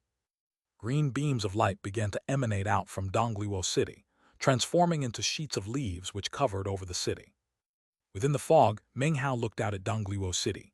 His eyes glowed with coldness. Above his head spun the lotus sword formation. Surrounding him were more than 70 Dongliwo clan cultivators who had previously been unconscious. They were awake now, although their eyes were filled with blankness. They seemed to have lost their senses, as if their bodies weren't even under their own control. Meng Hao had used the art of righteous bestowal to take control of them. "Demon sealers don't usually exchange blows with others," Meng Hao murmured. "The blows are delivered by means of righteous bestowal." He lifted up his right hand and waved it out in front of him. Chapter 349, Killing with Poison of Time. Hundreds of rogue cultivators floated in midair, wanting to watch. Each could tell this fog wasn't the Black Land's palaces. After inquiries, they learned it was the Church of the Golden Light, S. They gazed as the fog sped closer. 15 kilometers, 10.5, 2.5. A massive explosion shook the land. The fog slammed into Dongliwo City. Sky and earth turned pale. The leaves glowed. The fog churned violently with intense rumbling. Next, the onlookers stared raptly as the fog began to cover over the leaves, slowly enveloping the entirety of Dongliwo City. As of this moment, Dongliwo City was no longer visible. The only thing that could be seen was an all-encompassing fog. However, those who looked closely could see that even though the Dongliwo City defensive spell formation was covered by the fog, it hadn't been broken yet and wouldn't anytime soon. This was not a battle between cultivators but a struggle between spell formations. Booming sounds rang out one after another. Suddenly, 1,000 enormous phantoms appeared within the fog, causing the hundreds of cultivators watching on from midair to gasp. These phantoms were roughly 30 meters in height, and they ran with incredible speed, black smoke streaming off of their forms. As they ran, the fog grew thicker, and rumbling booms filled the air. Furthermore, the top of the fog layer began to churn, and a figure rose up. He wore a long green robe, and his black hair whipped about in the wind. Golden light emanated out from his body. This was none other than Meng Hao. Patriarch Golden Light. So this fog is the work of Patriarch Golden Light. Is he crazy? He's only at the core formation stage, but he dares to pick a fight with the Dongliwo clan. That spell formation might be strong, and the Dongliwo clan doesn't have a spirit-severing patriarch. However, they do have 3 nascent soul elders. That's more than enough to hold a solid position in the entire area. Nobody around here dares to provoke the Dongliwo clan. Meanwhile, the fog-covered Dongliwo City showed no signs of weakening. The countless leaves surrounded the city, within which were about 100 rogue cultivators who had chosen to side with the Dongliwo clan. They were nervous, but having seen the effectiveness of the Dongliwo City defenses, they were confident in their decision. In the second level of the city, the Dongliwo clan cultivators were breathing sighs of relief. The 2 nascent soul elders' eyes shone with cold light, and they let out cold harumps. The fact that the city's spell formation could resist this bizarre mist put them in an unassailable position. Even the Dongluo clan chief was feeling a bit more at ease. One of the nascent soul elders pulled out a jade slip. "I'm interested to see how formidable this guy's spell formation really is," he said, smashing the jade slip between his fingers. A green aura swirled up to form a light that shot out toward the city's leaf defense. In the blink of an eye, the leaf spell formation began to emit a buzzing sound as hundreds of toxic wasps flew out from within. Each toxic wasp emitted a dangerous aura as it flew out from within the spell formation. However, even as they charged forward, the more than 70 Dongluo clan members in the fog who were under the control of Meng Hao's righteous bestowal shot forward to meet them, their eyes glowing with a mysterious light. "Damn it," said the Dongluo clan nascent soul elder, his face falling. Obviously, he was observing the scene outside through the eyes of the toxic wasps. His right hand flickered with an incantation, causing the toxic wasps outside to veer away from the clan members and search for cultivators of the Church of the Golden Light. Within the fog, the parrot let out a sharp squawk. Immediately, the running phantoms around him changed directions. Instantly, the fog transformed into a vortex, within which danced countless lightning bolts. The parrot's colorful feathers all stood on end, and its eyes filled with a feverish look. It pushed the spell formation to the limits of its power in order to break the city's defenses. "Lord Fifth swore an oath to screw this city," it screeched, controlling the movements of the spell formation as if it were bewitched. "You just wait, Lord Fifth is coming." The phantoms ran back and forth, trampling above the city, causing booms to fill the air and the leaves to tremble. As the two spell formations fought back and forth, Meng Hao floated in midair, looking down through the fog at Dongluo City within. He lifted his right hand, flashed an incantation, and then pointed down toward the ground. "Righteous bestowal," he said coolly. As his voice rang out, Meng Hao saw ghost images spring up everywhere. At the same time, strands of qi rose up from all directions to circulate around him. He made a gesture toward the fog, and the demonic qi instantly began to coalesce and shoot toward it. It passed directly through the fog and then into Dongluo City's spell formation. A boom rang out, causing everything to shake violently. Meng Hao continued to make incantation gestures with his right hand. More demonic qi surged forth, passing through the fog to slam into the other spell formation. Everything that was happening caused the observing rogue cultivators to shake in their boots. They suddenly realized that Patriarch Golden Light was not someone to be looked down upon in the slightest. Suddenly, a cold snort rang out from beneath the fog, filled with pride and scorn. "Paltry Church of the Golden Light, piddling core formation child, you dare to use some bizarre fog spell formation to trap my Dongluo clan members." The voice caused the air to shudder, echoing out far beyond the region of the fog. Another voice rang out, that of an old man. "You don't know the height of the heavens and the depth of the earth, you little punk." Suddenly, Dongluo City's leaf defenses began to emanate a bright green glow, within which the images of leaves could be seen. It swirled around, emanating a booming sound that caused the fog to vibrate. The running figures inside suddenly began to show signs of weakening. The parrot let out a squawk, and the fog suddenly began to churn. Rumbling sounds emanated out as the attack on the Dongluo City defenses redoubled. A proud voice rang out. "The Dongluo City spell formation has been at the top for years. It has never been broken.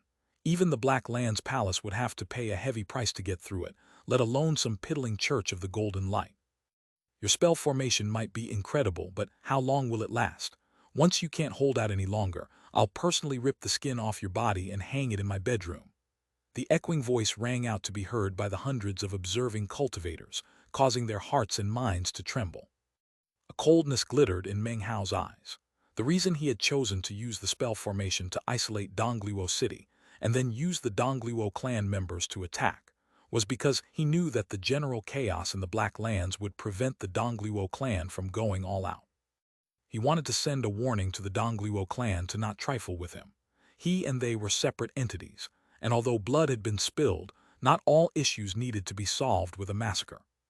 However, the arrogance of the Dongluo clan showed no signs of lessening. In fact, it seemed to be growing more intense. A cold smile touched the corners of Meng Hao's mouth. "Well, in that case, Meng Hao understands," he thought. Slapping his bag of holding, he produced a black-colored medicinal pill. As soon as it appeared, it began to emanate a mysterious glow that seemed capable of sucking in one's consciousness. This was a poison pill personally concocted by Meng Hao, one of the more powerful varieties. With the wave of a hand, crushing the pill into ashy powder, it flew down to be sucked into the spinning fog vortex. After a moment, it began to descend onto Dongluo City's leaf defenses. As the powder descended, the leaves began to contract and show signs of decay. They even emitted squealing sounds. At the same time, Meng Hao pulled out another medicinal pill. He crushed this one as well, and as he sprinkled the resulting powder down, a flame sea sprang into being. The flames were mysterious and bizarre as they passed through the fog and down toward Dongluo City. Next, Meng Hao produced a third pill, then a fourth and a fifth. He crushed them all into powder and sent them floating down, 3 deadly poisons that merged with the flame sea to become a 5-colored hyper-toxic poison. The hyper-toxic poison was something specially designed by Meng Hao using his skill in the Tao of alchemy. Poison pills that he created were not necessarily things that nascent soul cultivators would fear, but anyone under that stage who were infected by them would be incapable of dispelling the poison without Meng Hao's assistance. This fog was now a poison fog. Multitudinous hissing noises rose up, and the fog seethed. In the space of an instant, Dongluo City went completely quiet. Everyone inside was looking up at the leaf shield, their faces flickering with various emotions. The Dongluo clan cultivators all looked on with unsightly expressions. Even the 2 nascent soul elders had looks of shock on their faces. This guy's also a poison expert. Damn it, how come no one uncovered such an important piece of information? Poison cultivators are usually less powerful in direct combat, but in large-scale conflicts, their abilities can determine victory or defeat. The Dongluo clan members were shocked, but the hundreds of observing cultivators could do nothing more than gasp and looked at Meng Hao, their eyes filling with dread. "Poison is only part 1, said Meng Hao, his eyes gleaming with a sharp light. He waved his right hand, and the lotus sword formation flew out toward the fog. Within the fog, it began to spin rapidly, sending out vast ripples containing the power of time. As the ripples spread out, it carried fog with them, which in turn contained time power. The combination of the 10 swords was equal to the power of more than 10 60-year cycles of time. The poison alone could cause extreme damage. However, combined with the power of time, it transformed into a sort of terrifying baptism. The ripples spread out, bolstered by the unimaginable power of the fog spell formation. Poison, the power of time, the imprisoning power of the spell formation, all of these things caused the spell formation to surge with boundless power. As the time ripples spread out, a handful of observing cultivators who were relatively close by could see the vegetation on the ground withering up. Even the soil itself seemed to fill with signs of decay. Signs of it could even be seen in the air. Before the cultivators who saw this could flee, the ripples hit them, and their faces flickered. They then employed every method possible to get away as quickly as they could. Even still, they weren't fast enough. All of them suddenly transformed from being middle-aged to being old. One of them even began to emanate a faint aura of death. All of the observers gasped when they saw this, their faces filled with looks of unprecedented shock. Immediately, they began to fall back, fearful of coming into contact with the ripples. What magic is that? Time? That's time, the power of time. It's a divine ability that can cause you to age almost a whole lifetime in the blink of an eye. Patriarch Golden Light is so powerful. No wonder he dared to provoke the Dongluo clan. This chapter was sponsored by Hong Nguyen, Bobby Ejan, Lim Derek. Chapter 350, The Indomitability of Time. What is time? Many years later, Dongluo Han would never forget that day. His eyes were blank, his mind awake. He saw his body age. The green leaves withered. The land became ancient.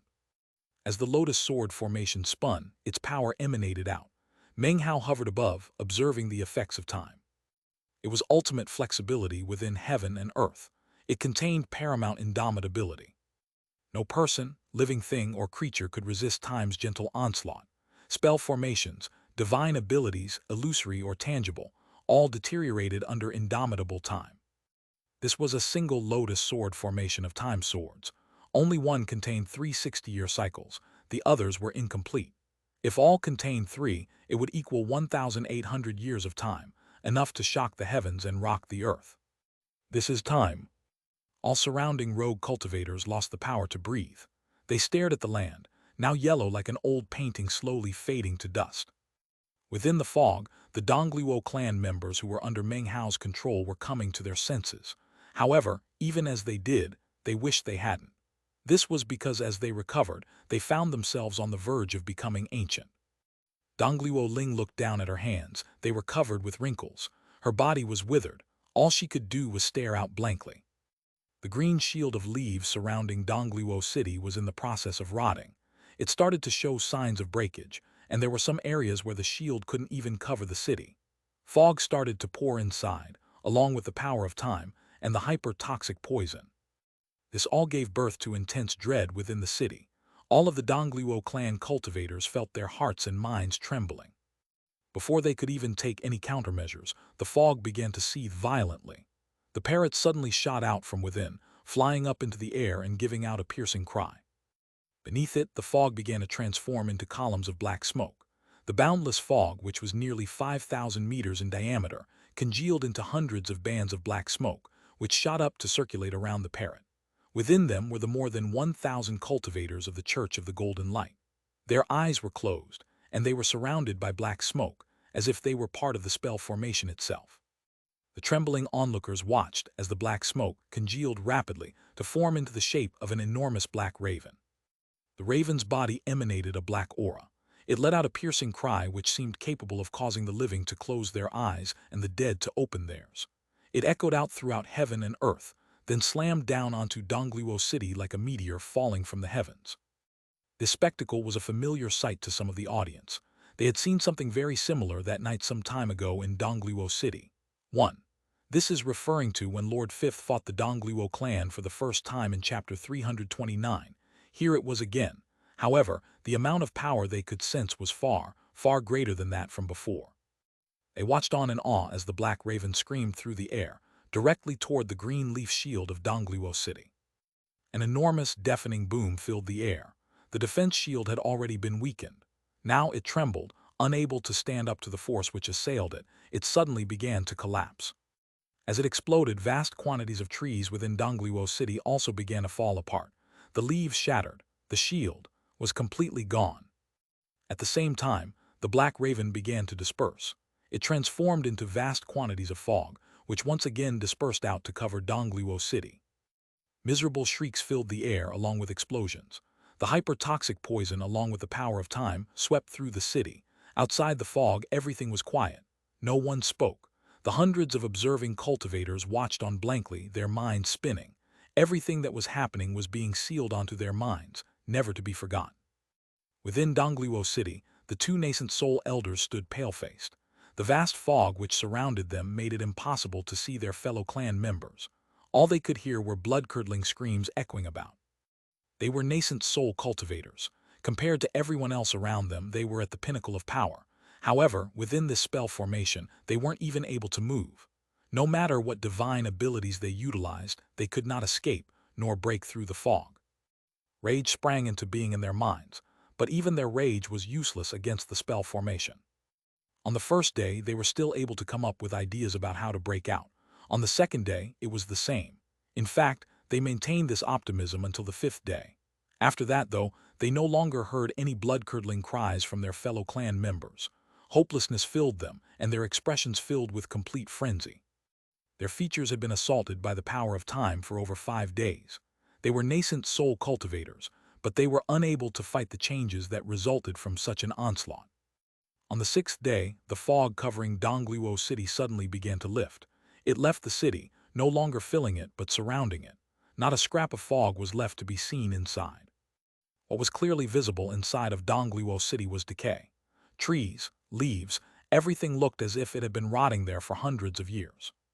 There were only 3 people left inside of the city. They were none other than the Dongluo clan's nascent soul elders. The one who had been trapped inside the fog for the longest looked around in surprise as soon as it lifted. Immediately, his breathing grew ragged, and astonishment filled his eyes.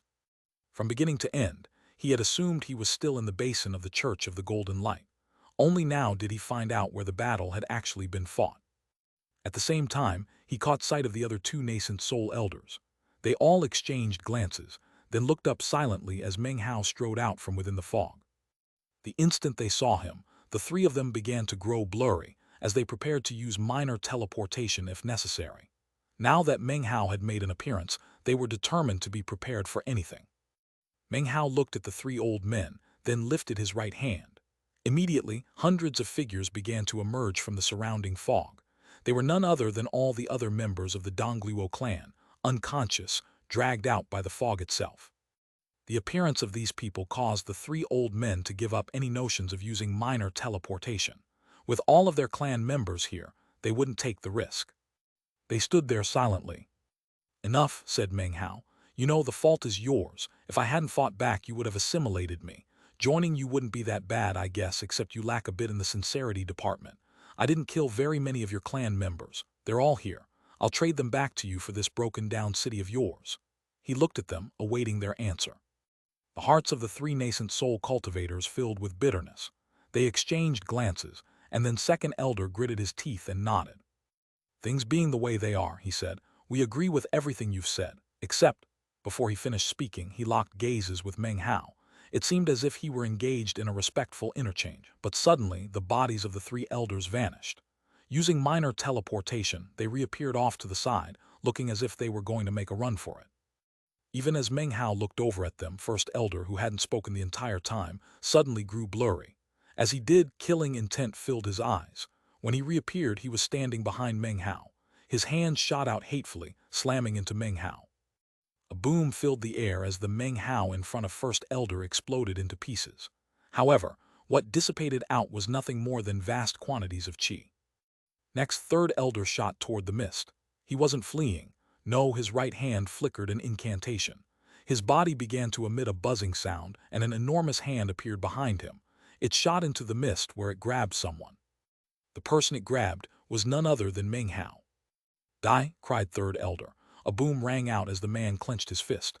However, even as the boom filled the air, the Meng Hao within the fist suddenly dissipated into qi. The three elders' faces fell. First Elder, Second Elder, who had been speaking just now, and Third Elder all felt their hearts begin to pound. They had come up with their plan based on a few mutual glances. However, their plan had been defeated in an instant. Suddenly, roughly a dozen people walked out from within the fog. All of them were Meng Hao. Their appearances were completely identical, and all of them glared coldly at the three elders. "Patriarch of the Church of the Golden Light," said Third Elder of the Dongluo clan, shamed into rage, "will you only rely on your spell formation? Or do you dare to fight one-on-one with any of us?" The frustration he had felt over the past days exploded out. The power of his nascent soul cultivation base also emanated out. His entire body brimmed with power. One among the dozen of Meng Hao's cleared his throat and said, "No, I don't." He looked a bit embarrassed. Even as the words came out of his mouth, Second Elder appeared in front of him and launched an attack. Meng Hao's body dissipated into black mist. But then, 10 more Meng Haos walked out from the fog. The three old cultivators were now starting to be inundated with a feeling of helplessness. "Elders, isn't your behavior improper?" said one Meng Hao, looking bashful. "I'm sincerely trying to resolve this. The Dongluo clan is well known. Your position in the United Nine weakens, but if your entire clan dies, that's embarrassing. I request you three hand over the city. What do you say?" The hundreds of Dongluo cultivators in the fog quivered as it wrapped around their necks. Chapter 351, Peacock Screwing City. Dongluo City's three nascent soul elders stood fuming, gnashing their teeth. The hundreds of cultivators outside the fog hadn't left and could clearly see what was happening. Strange expressions covered their faces. Without consultation, they'd all reached the same conclusion. Meng Hao was someone to be feared intensely. After a long moment, First Elder let out a long sigh and said, "Let all of our clan members free, and you can have the city, okay?" The dozens of Meng Haos all smiled. None of them spoke or moved. They simply looked at the three nascent soul elders. No respect for the nascent soul cultivators showed in their gazes. Meng Hao didn't need to respect them. During his battle outside the Rebirth Cave, he'd fought more than 10 nascent soul experts. There was nothing awe-inspiring about them. More importantly, Meng Hao was supremely confident that, with the blood-colored mask, though he wouldn't match them completely, he could definitely fight back. The first elder said nothing for a moment, then let out a bitter laugh. He lifted his hand and smacked it down hard onto his chest. His body trembled as he spat up 3 consecutive mouthfuls of blood. With each mouthful, his aura weakened. By the end, his cultivation base was reduced by half. Even though he was still of the nascent soul stage, his actual battle prowess was now at almost exactly the same level as the great circle of core formation. It would take him months to recover fully from such a state. After a moment's silence, Second Elder sighed. He knew he had no choice. He too struck his chest with a palm. After coughing up blood, his face grew listless. Third elder glared venomously at Meng Hao, then took a deep breath. He too inflicted self-injuries, coughing up blood as his cultivation base sank. "Now do you trust us?" said first elder coldly, wiping the blood from his mouth. One of the dozens of Meng Haos gave a shy smile. Nodding, he tapped his bag of holding. The first elder's eyes filled with gleaming light as he opened his mouth and spit out a beam of light. This was nascent soul aura, similar to core chi.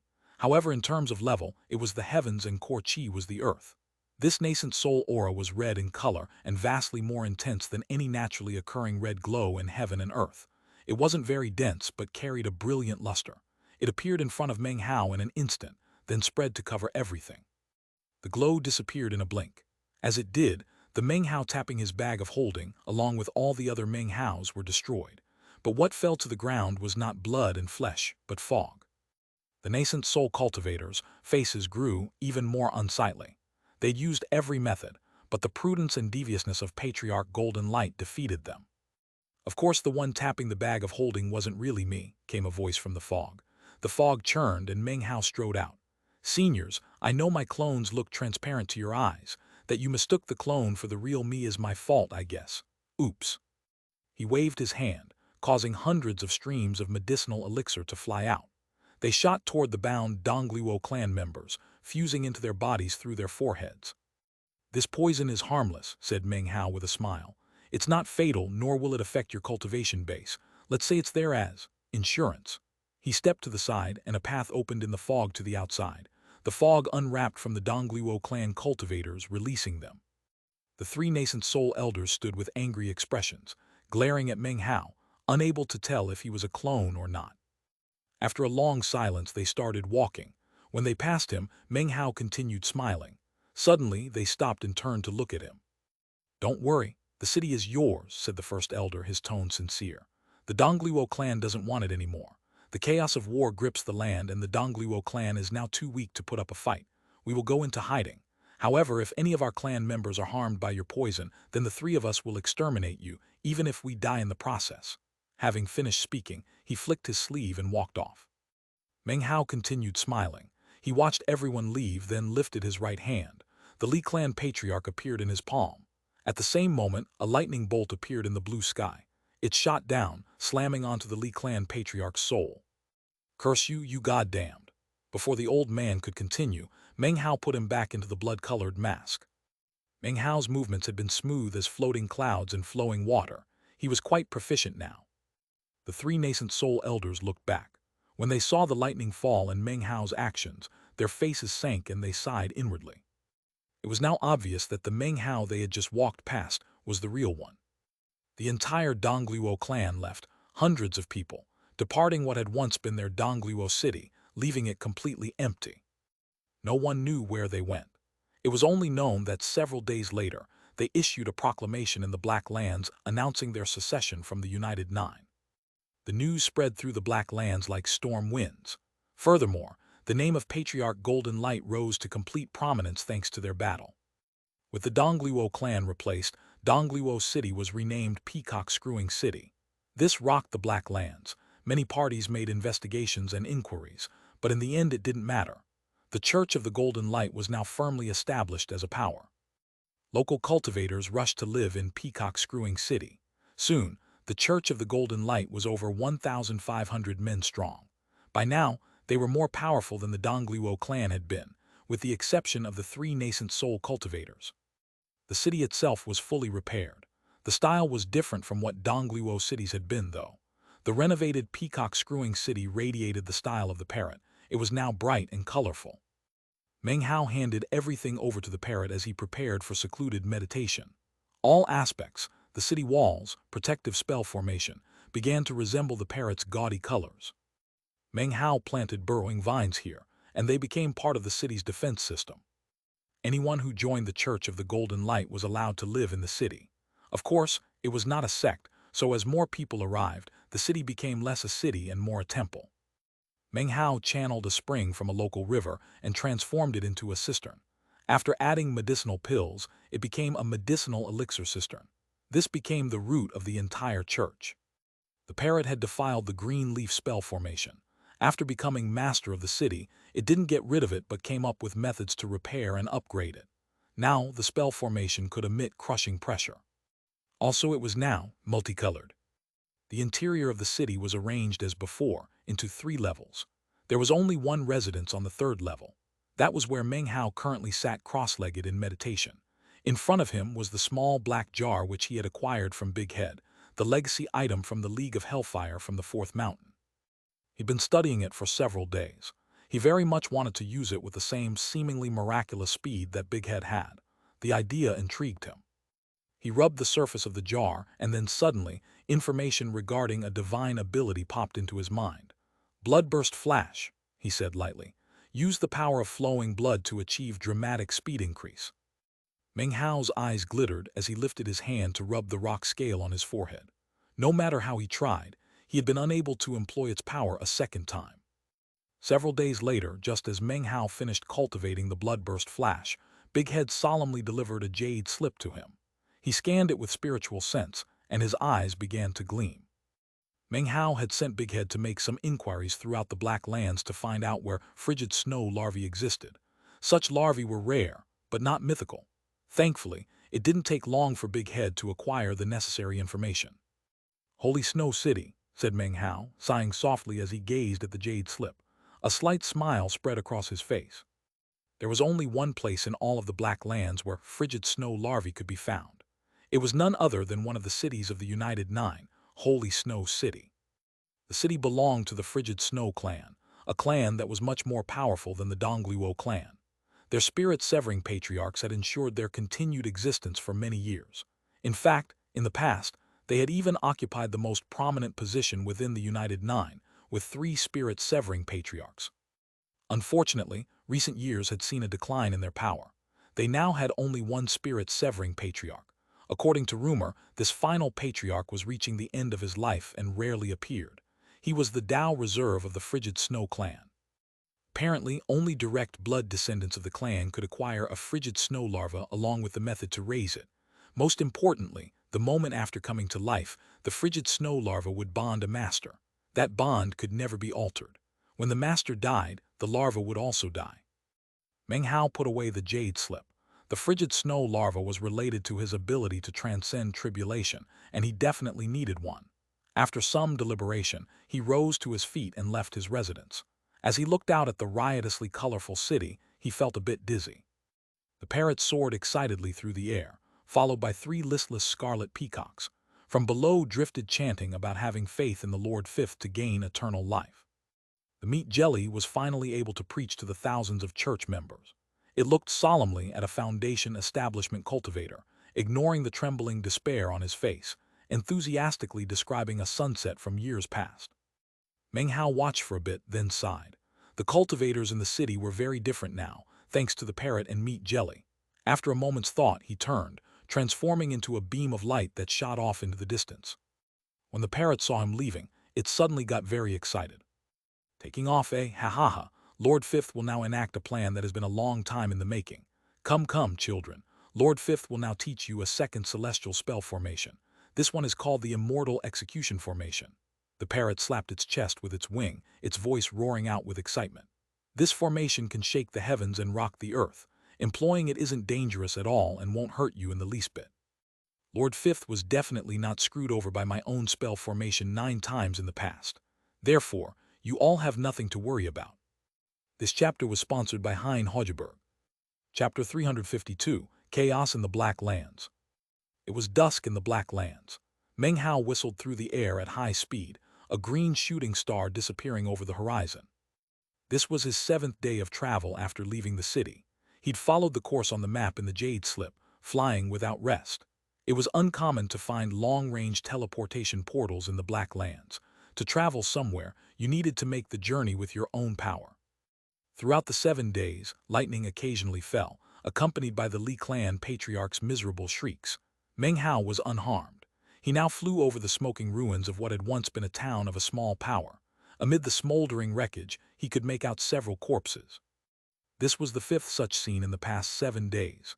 He looked down for a moment, then was about to fly past when he gave a cold snort. A flying sword had shot toward him. He waved his right hand, and it halted 30 meters away. A sinister cry rang from the ruins. Attack! 8 beams of light shot toward Meng Hao. Among the 8 was 1 late core formation cultivator. 2 were mid-core formation stage, the rest early core formation. Such squads were not to be taken lightly. As they flew out, they emanated shocking power. Except for the late core formation cultivator, all had listless expressions. Their cultivation bases were powerful, but their movements were rigid like puppets. They bore down, employing blazing magical items and techniques. Flying swords and magical bottles filled the air, moments from slamming into Meng Hao. Meng Hao frowned, then utilized the bloodburst flash. Instantly, his body flickered and he disappeared. When he reappeared, he was far away. This was not minor teleportation, but to move such a distance in such a short time was shocking. Booms filled the air as the position he had just occupied exploded into a pillar of light, the result of the combined attack. Meng Hao's expression grew dark. The attack had been filled with killing intent, but he was certain he'd never met these people before. The chaos in the Black Lands has reached this level, he thought, frowning. The 8 men realized Meng Hao had disappeared. They turned and caught sight of him. The late core formation cultivator gave a cold snort, his eyes turning vicious.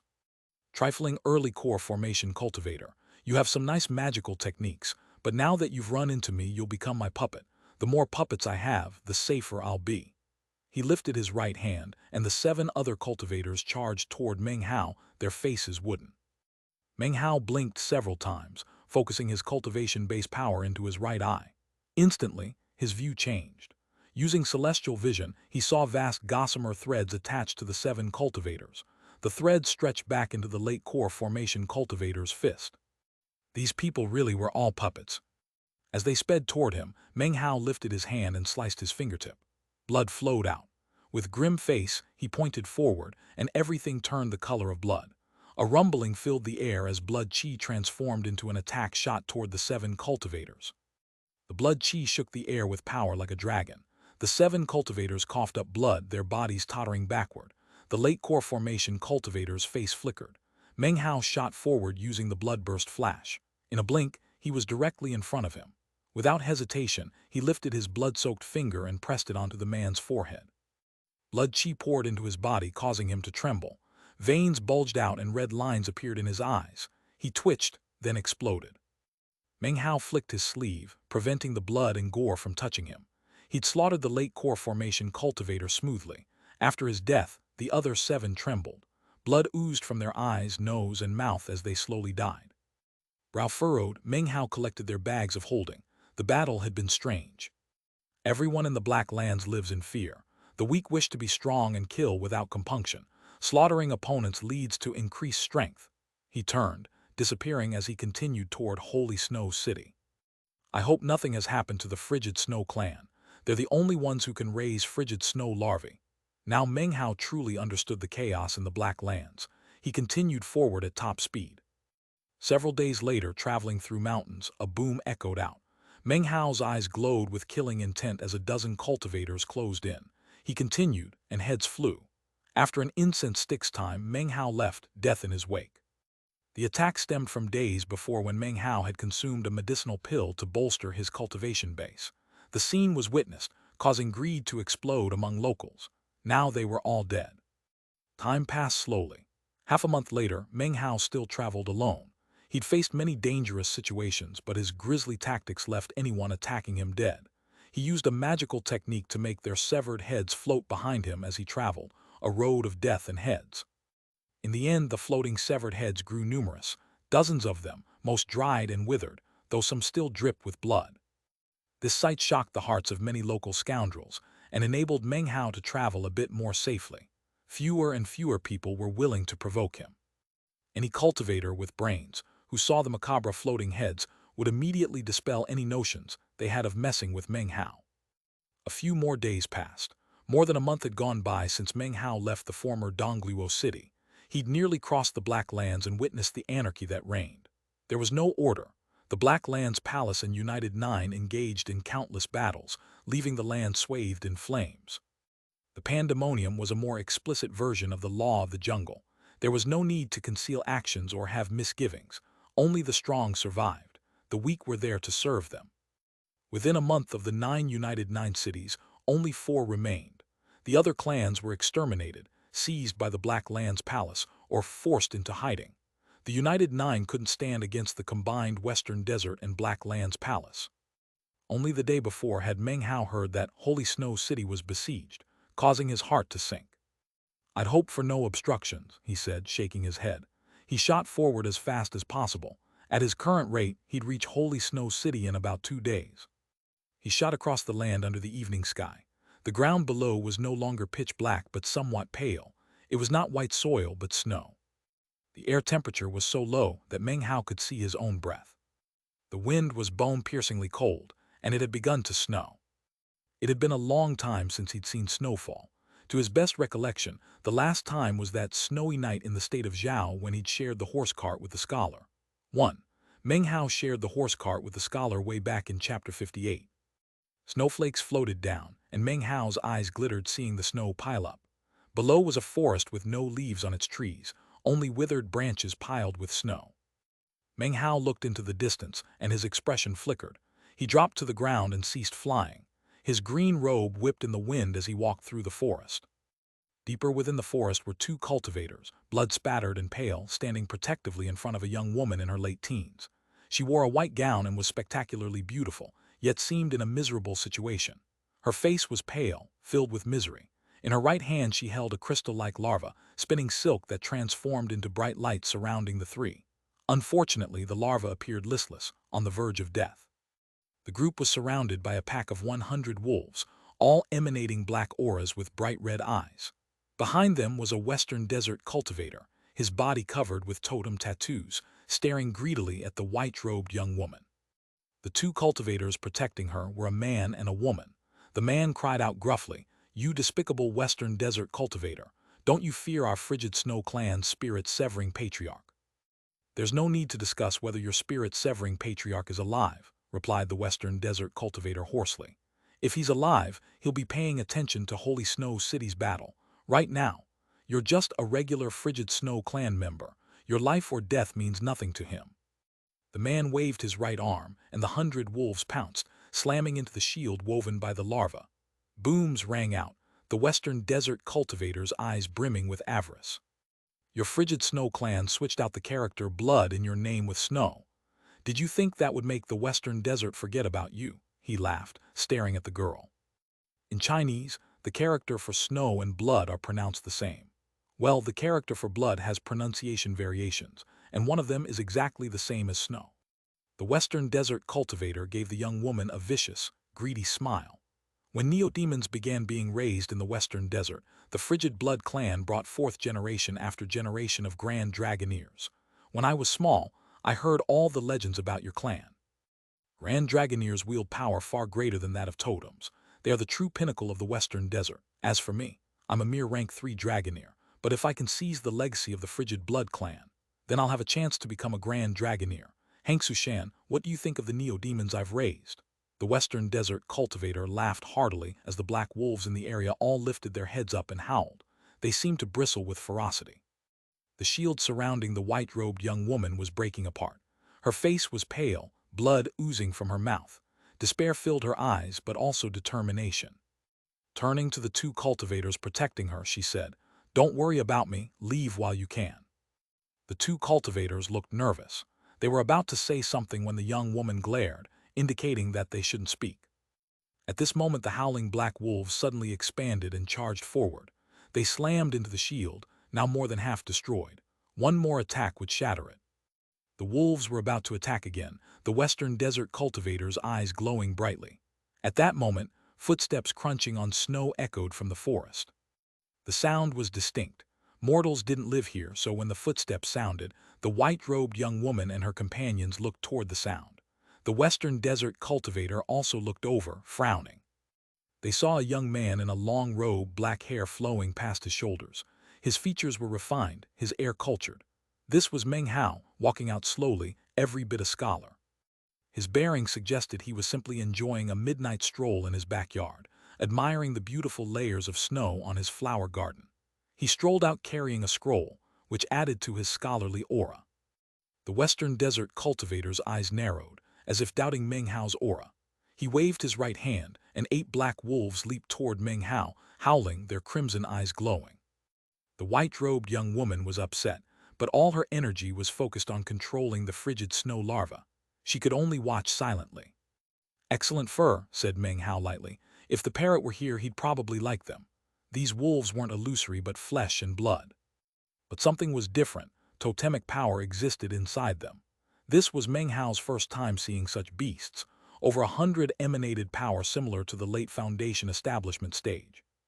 Back in the southern domain, this pack of black wolves would constitute quite a powerful force. "Interesting," said Meng Hao, walking forward. He patted his bag of holding, producing a red medicinal pill. He crushed it into powder and dispersed it with a flick of his sleeve. A wind picked up, spreading the powder toward the 8 wolves. As soon as they made contact, they howled miserably. A moment later, they exploded into a haze of blood and gore. The gore turned black, then dissolved. The powder spread, and more black wolves screamed and rotted, bodies exploding. Black blood flew, staining the white snow and filling the air with decay's stench. Wolves touching the blood squealed, shaking, collapsing within breaths. A chain reaction ensued. As Meng Hao walked forward, more wolves screamed and collapsed. Black blood sprayed, floating and spreading like a dark mist that rose into a cloud. In moments, half the wolves were killed. The rest retreated, trembling, tails between legs, their eyes filled with unprecedented terror. The white-robed young woman watched all of this with wide eyes. The 2 cultivators next to her also gaped. Even the western desert cultivator stared in shock. You," he stammered, trembling, eyes wide. "So you're looking to die?" he howled with ultimate fury. Veins bulged on his face, his eyes filling with savagery. He lifted his right hand, a black stone appearing. He crushed it, then waved his arm. Black smoke swirled out, transforming into a vortex. Rank 2 Reptidragon Neodemons emerge. Roaring sounds poured from the vortex, followed by a bright red reptilian creature about 3 meters long. Another appeared, then more. Soon there were 10, then 30. 30 red reptilian creatures appeared, emanating shocking power. Their roars caused everything around to tremble. A strange light shone in Meng Hao's eyes. He noticed something different about this western desert cultivator. He had 2 totem tattoos, one of a black wolf, the other reptilian. The totems appeared no different from others on western desert cultivators, but Meng Hao sensed something strange about them. "Senior, he's a western desert dragoneer," said the white-robed young woman anxiously. She could tell Meng Hao was unfamiliar with such creatures. Dragoneers might not have high cultivation bases, but they command neodemons. Kill him and they'll disperse. "After I exterminate this guy, I'm going after you, slut," cried the western desert cultivator viciously. He waved his hand, and the 30 crimson reptiles charged toward Meng Hao, their gaping red mouths emanating death's odor. Meng Hao looked at the crimson reptiles, then shook his head. He raised his right hand, extending a finger toward the black cloud hovering above. Black raindrops fell. The rain sprayed the crimson reptiles, and they howled miserably. Their bodies trembled and decayed. Within breaths, all reptiles under the 300-meter-wide cloud were skeletons. Meng Hao stood in the black rain. Not a single raindrop touched his green robe or long black hair. The western desert cultivator gasped, his eyes filling with disbelief. You're a grand dragoneer." Hangsu Shan's name in Chinese is Chinese letter Hanzu Shan. Hangsu is the name of their clan, which I'm translating as frigid snow, in all cases other than the surnames of the clan members. Shan is a character that's almost always combined with other words such as leisurely or lithe. Chapter 354, Hangsu Shan. Unfamiliar with the term, Meng Hao asked, "What's a grand dragoneer?" He walked up to the western desert cultivator, trembling as he stared with reverence and fear at Meng Hao. The white-robed young woman, Hangsu Shan, responded rather than the shivering western desert cultivator. Grand Dragoneer is the highest title achievable by western desert dragoneers, similar to Totem God. Both represent extreme power. One breeds rare creatures more powerful than earthly neodemons. The other controls 5 or more totems. The former's battle prowess is similar to spirit severing, the latter nearly the same. The shield surrounding the young woman had dissipated, and she'd put away the listless larva. Meng Hao turned to look at her, and she clasped hands and bowed. "I'm Hangsu Shan of the Frigid Snow clan. I offer many thanks for your kindness in saving me, senior." The exhausted cultivators beside her gave Meng Hao grateful looks, though vigilance remained in their eyes. After all, his power had frightened even the western desert cultivator. With a wave of his sleeve, he'd killed countless wolves, transformed their blood into a mist causing rain to fall, desolating everything within 300 meters. Nothing alive remained. Such methods left them in complete shock. Furthermore, they couldn't see Meng Hao's cultivation base. He emanated a mysterious force which left all of them incapable of showing him anything but respect. "I'm not a grand dragoneer," said Meng Hao, shaking his head. "However, you do owe me thanks." He pointed a finger toward the ground while pressing down on the Western Desert cultivator's forehead. The man's body instantly began to tremble, and his eyes filled with blankness, as if he had suddenly lost his thinking ability. His cultivation base is only early core formation, yet he controls so many beasts, so this is a Western Desert dragoneer. Meng Hao understood, but remained curious about dragoneers. He looked back at the white-robed young woman. "I didn't save you for no reason," he said. The two cultivators' eyes glittered with even more intense vigilance, especially after seeing Meng Hao press the Western Desert cultivator's forehead. Whatever method made the man look blank was clearly frightening. "Please do not hesitate to state what you desire, Senior," said Xianxia, her voice light. "I want a frigid snow larva," he replied immediately. The two cultivators standing next to her frowned. At the same time, they tried to conceal the irritation toward Meng Hao that appeared in their eyes. Xianxia hesitated. "Senior, frigid snow larvae bond with masters when very young. According to what I've been told, the frigid snow clan currently doesn't have any such young larvae. Of course, I might not know everything. If you come with me to Holy Snow City, I can check and do my best to repay your kindness." She looked at Meng Hao with beautiful eyes free of duplicity. She was thankful for saving her life, but feared him. Everything she'd witnessed left her with profound dread. Her words seemed forced. If she didn't respond correctly, his kindness would likely turn into enmity. Furthermore, she couldn't be certain if his appearance here and now was coincidental, or if he had prepared for this situation all along. In any case, he had definitely saved her life. After returning to Holy Snow City, she would try to repay him. Meng Hao thought for a moment as he looked at the young woman, his eyes filled with obstruseness. Then, he gave a slight smile and nodded. The white-robed young woman sighed inwardly with relief. With a forced smile, she backed up a few steps. The two cultivators observed Meng Hao with even more vigilance as they left the woods. The Western Desert dragoneer followed Meng Hao with a blank look on his face.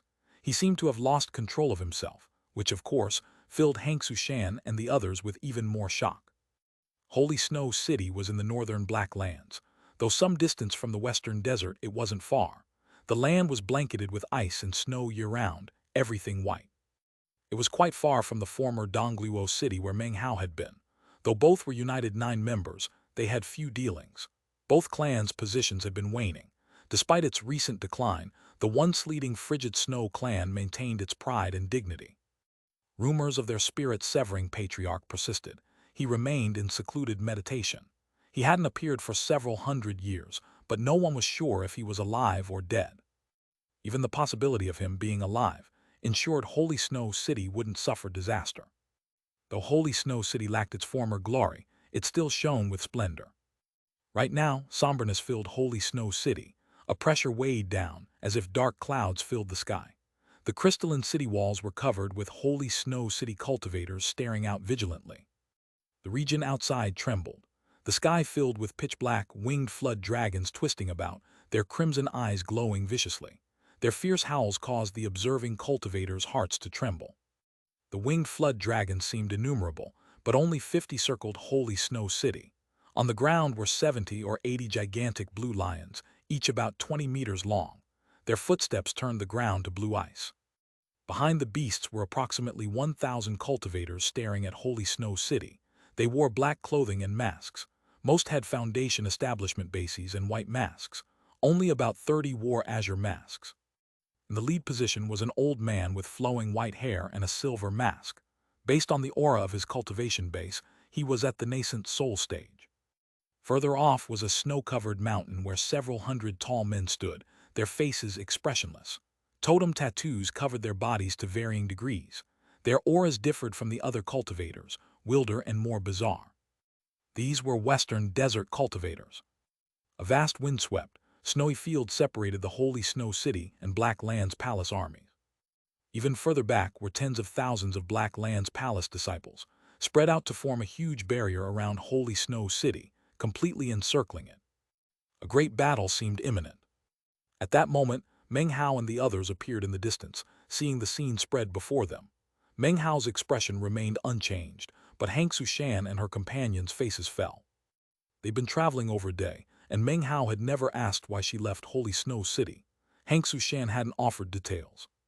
But from the other cultivators' discussions, he realized their party had started with over 30 members. Now, only 2 guards remained. "It seems we won't get in," said Meng Hao coolly. The Black Land's palace forces completely locked down Holy Snow City. No military offensive had begun. Though the strongest combatant was nascent Soul Stage, this was an exploratory attack, not a decisive battle. Hang Sushan was about to speak when war bugles filled the air. The flood dragons shot toward Holy Snow City. The gigantic blue lions sped forward, their bodies glowing like giant blue arrows. As the bugles sounded, Black Land's palace cultivators flew up in succession. The ground shook as 2 90-meter giants appeared.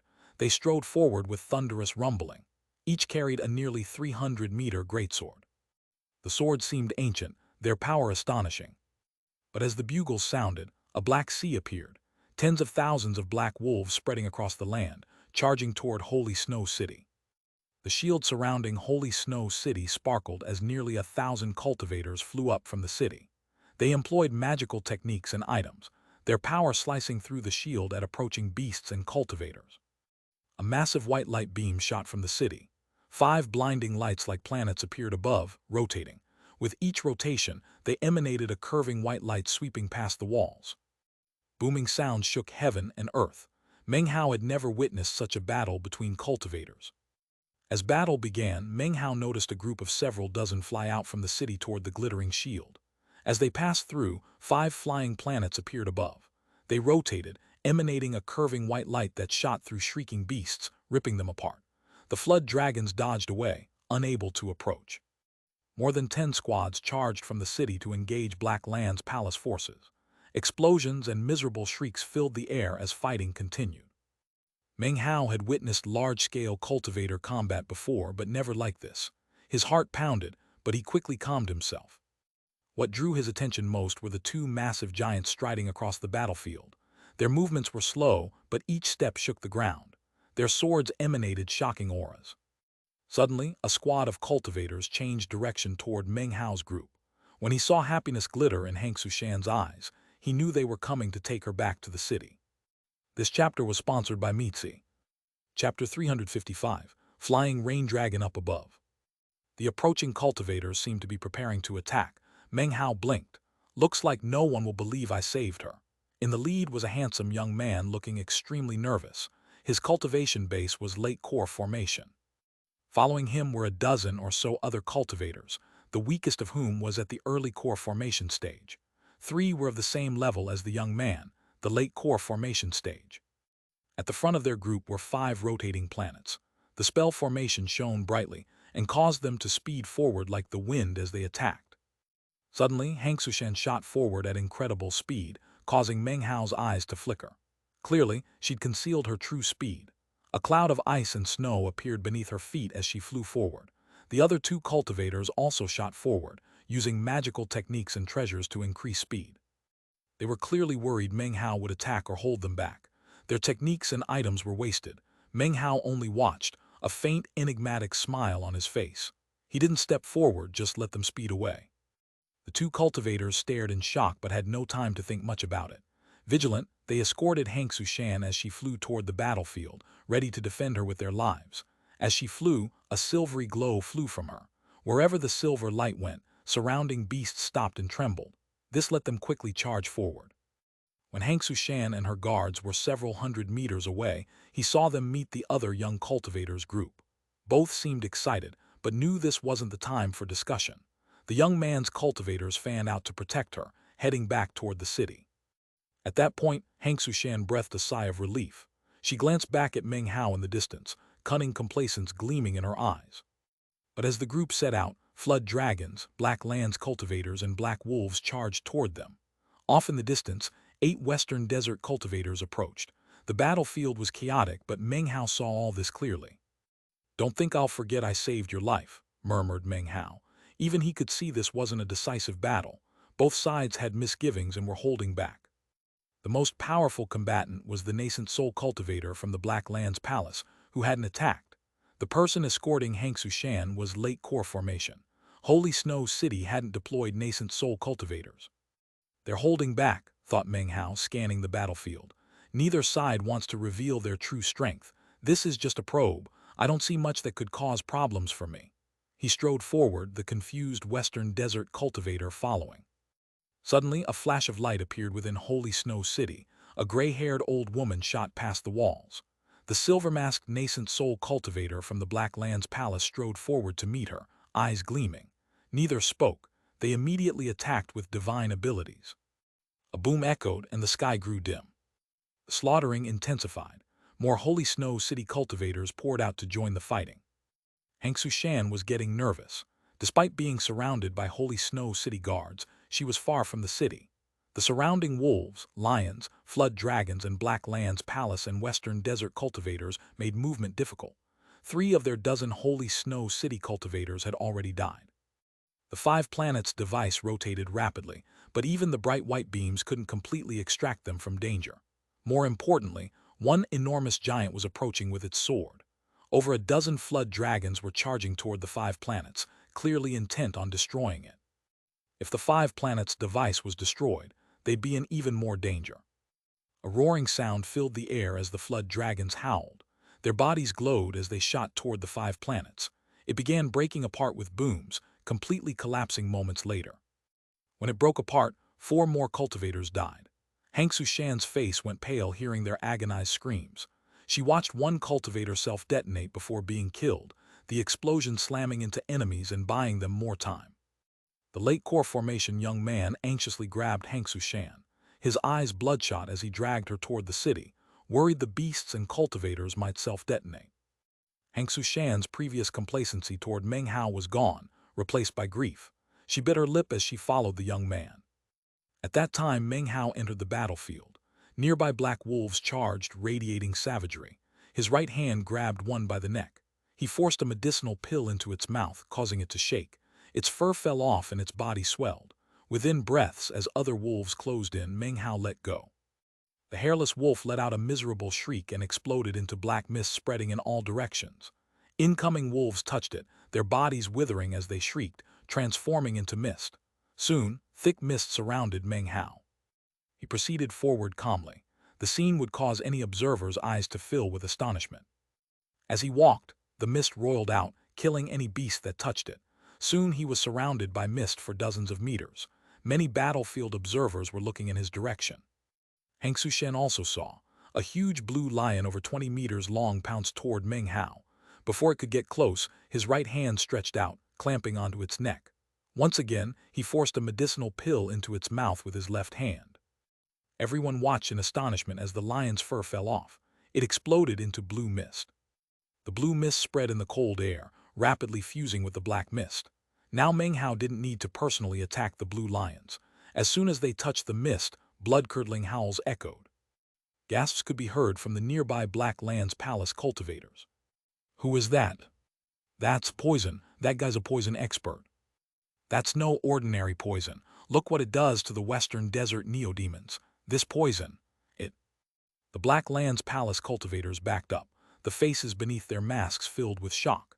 Considering that even the Western Desert cultivators, demonic beasts, had no way to avoid Meng Hao's poison, how could they? Even more shocked than them were the Western Desert cultivators, who all looked at Meng Hao with gazes of astonishment and terror. Among the Western Desert forces were 3 people who were clearly not as tall as the others but were still sported totem tattoos. These were Western Desert Dragoneers, men capable of controlling neodemons. All the flood dragons, wolves, and lions were under their control, yet they seemed more frightened than anyone on the battlefield. They panted, staring at the mist surrounding Meng Hao, their hearts filled with astonishment. Dragoneer, he's a Dragoneer. Only a Dragoneer could understand neodemons so well to be able to kill them like that. Meng Hao proceeded onward. Above, 3 flood dragons sped toward him with fierce shrieks. He looked up, a strange light in his eyes. He didn't need poison. He simply opened his mouth toward the flood dragons and sucked in a deep breath. The flying rain dragon core in his golden core trembled. An illusory, massive flying rain dragon appeared behind him. It was huge, several hundred meters long, erupting with domineering superiority, a sovereign of the sky. As Meng Hao breathed in, the flying rain dragon opened its mouth and charged toward the flood dragons, seeming hungry and starving. The three flood dragons let out miserable, desperate shrieks. Facing a flying rain dragon, they trembled in dread. They wanted to flee, but it was too late. The flying rain dragon swallowed them, a scene that caused everyone to reel. The western desert cultivators stared with wide eyes, panting, their faces covered with shock. He consumed those neo-demons. Grand Dragoneer. He's definitely a Grand Dragoneer. That flying rain dragon phantom is his heavenly neo-demon. It's definitely a heavenly neo-demon, the heavenly neo-demon of a Grand Dragoneer. Everyone stared at the scene, their minds reeling. The flying rain dragon behind Meng Hao lifted its head in a soundless roar, then shot toward more flood dragons. This chapter was sponsored by Daniel Han, Mykola Sakharov, Nam Tran, Nightrunners, Dion Shutt, Henry Chundra, Pedro Pulido, Alexander Kubiak, and Lim Derek. Chapter 356, How Unforeseen. Flood dragons are food for ancient flying rain dragons, who chomp them down merrily. Meng Hao's flying rain dragon phantom flew through the air, its massive frame shaking everything. Dozens of nearby flood dragons let out fierce shrieks filled with dread. They trembled, about to flee when the phantom roared. The wolves on the ground shook and lay prone.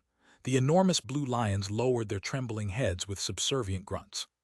The flood dragons were filled with despair, but didn't dare move. Meng Hao's phantom swooped down and swallowed one. The battlefield was deathly quiet. Everyone gaped at the scene in the sky. The flying rain dragon swallowed one flood dragon after another. Soon, each and every flood dragon had been swallowed up, after which, the flying rain dragon flew back to Meng Hao and then vanished. Everything was as quiet as death. Meng Hao cleared his throat and proceeded toward Xianxia. When he arrived in front of her, her face showed disbelief and dread, as did the young man's. "I saved your life," he said, looking embarrassed. "You haven't paid me back. Before you do, is it appropriate to run off?" He felt awkward saying this to a young woman. Xianxia quivered, her beautiful eyes brimming with terror. She didn't know how to respond. It was at this moment, however, that her eyes suddenly went wide. It wasn't just her. Everyone on the battlefield who had been paying attention to Meng Hao were now panting. A roar echoed as a 90-meter giant charged, waving its enormous sword. The sword seemed capable of slashing through the air itself. A piercing sound filled the air as it slashed toward Meng Hao, sucking in surrounding air. The mist around him churned. All this took a moment. By the time Meng Hao finished speaking, the sword was only 30 meters from his head. The sword was around 300 meters long. The 90-meter giant burst with immense power. Though it had no cultivation base, it was clearly powerful. The sword descended toward his head, causing the mist to roil in all directions. Even as the sword was almost upon him, Meng Hao, without lifting his head, reached out and grabbed it. A huge boom echoed. Massive energy shot from the sword into Meng Hao, his bones creaking, cracks appearing in the ground. His feet sank about 8 inches into the soil. Meng Hao's expression never changed. He turned to look at the enormous giant. "Time," he said coolly, and 10 wooden time swords flew out from his bag of holding to form the lotus sword formation. It rotated in the air, circling around the giant. The giant howled and tried to wrench back its sword, but it remained stuck in Meng Hao's grip no matter how much power it used. The giant's eyes glowed green as it howled. It let go and curled its hand into a fist, smashing toward Meng Hao. "Interesting," Meng Hao said with a laugh. "It would be a pity to kill you." He tossed the sword aside, retrieved his wooden time swords, and used the blood-burst flash to disappear before the fist slammed down. He reappeared on the giant's head, pointing down with his left finger. Righteous bestowal. Ghost images sprang up everywhere on the battlefield. Visible only to Meng Hao were strands of qi rushing to pour into the giant's head. The giant howled, reaching with both hands. The blood-burst flash flickered and he evaded completely. No matter how many times it tried to grab him, it couldn't, and he continued using righteous bestowal. The onlookers watched in shock. Receiving righteous bestowal is good fortune for you if you keep resisting. He pushed his hand onto the giant's head, his eyes shining strangely. He sensed the giant's resistance but also its desire for his demonic qi. The twisting hesitation seemed to hold it back. Meng Hao could tell this giant wasn't human but an animal. It had an enormous body but couldn't speak language. Its sentience was limited and it couldn't cultivate. But when it attacked, Its physical strength was explosive, as powerful as late Foundation establishment. Pure physical strength was more frightening than cultivation base power. Meng Hao decided to test righteous bestowal. He wanted to see if his speculations were correct.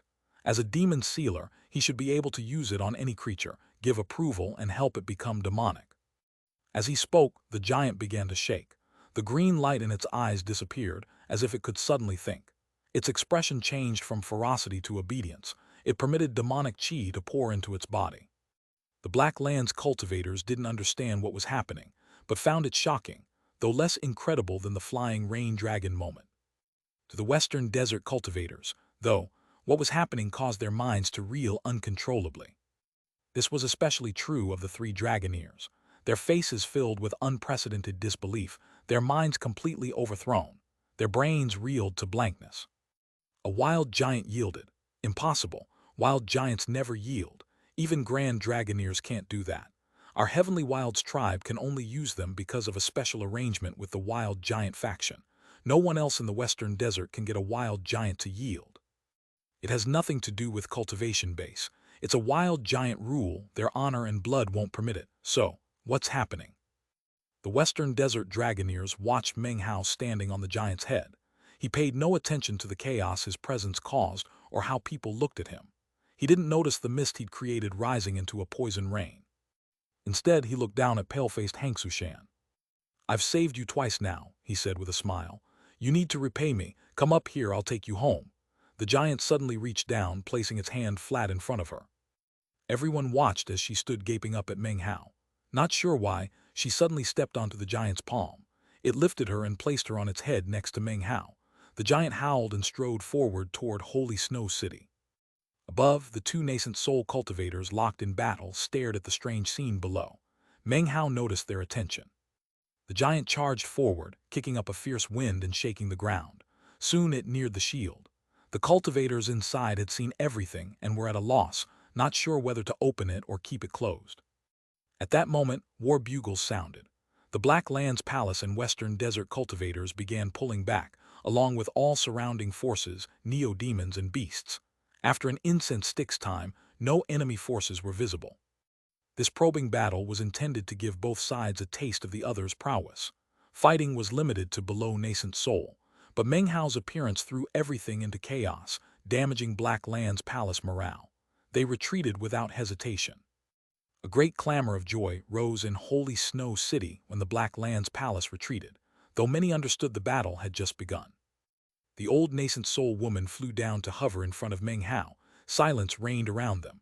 The shield still hadn't opened. All eyes were on him. "What do you want?" asked the old woman. "A frigid snow larva," Meng Hao replied with a smile. "What are you good at?" retorted the woman in an unhurried tone. "I saved her," said Meng Hao, pointing at Xianxia. The old woman shook her head. "That's not enough."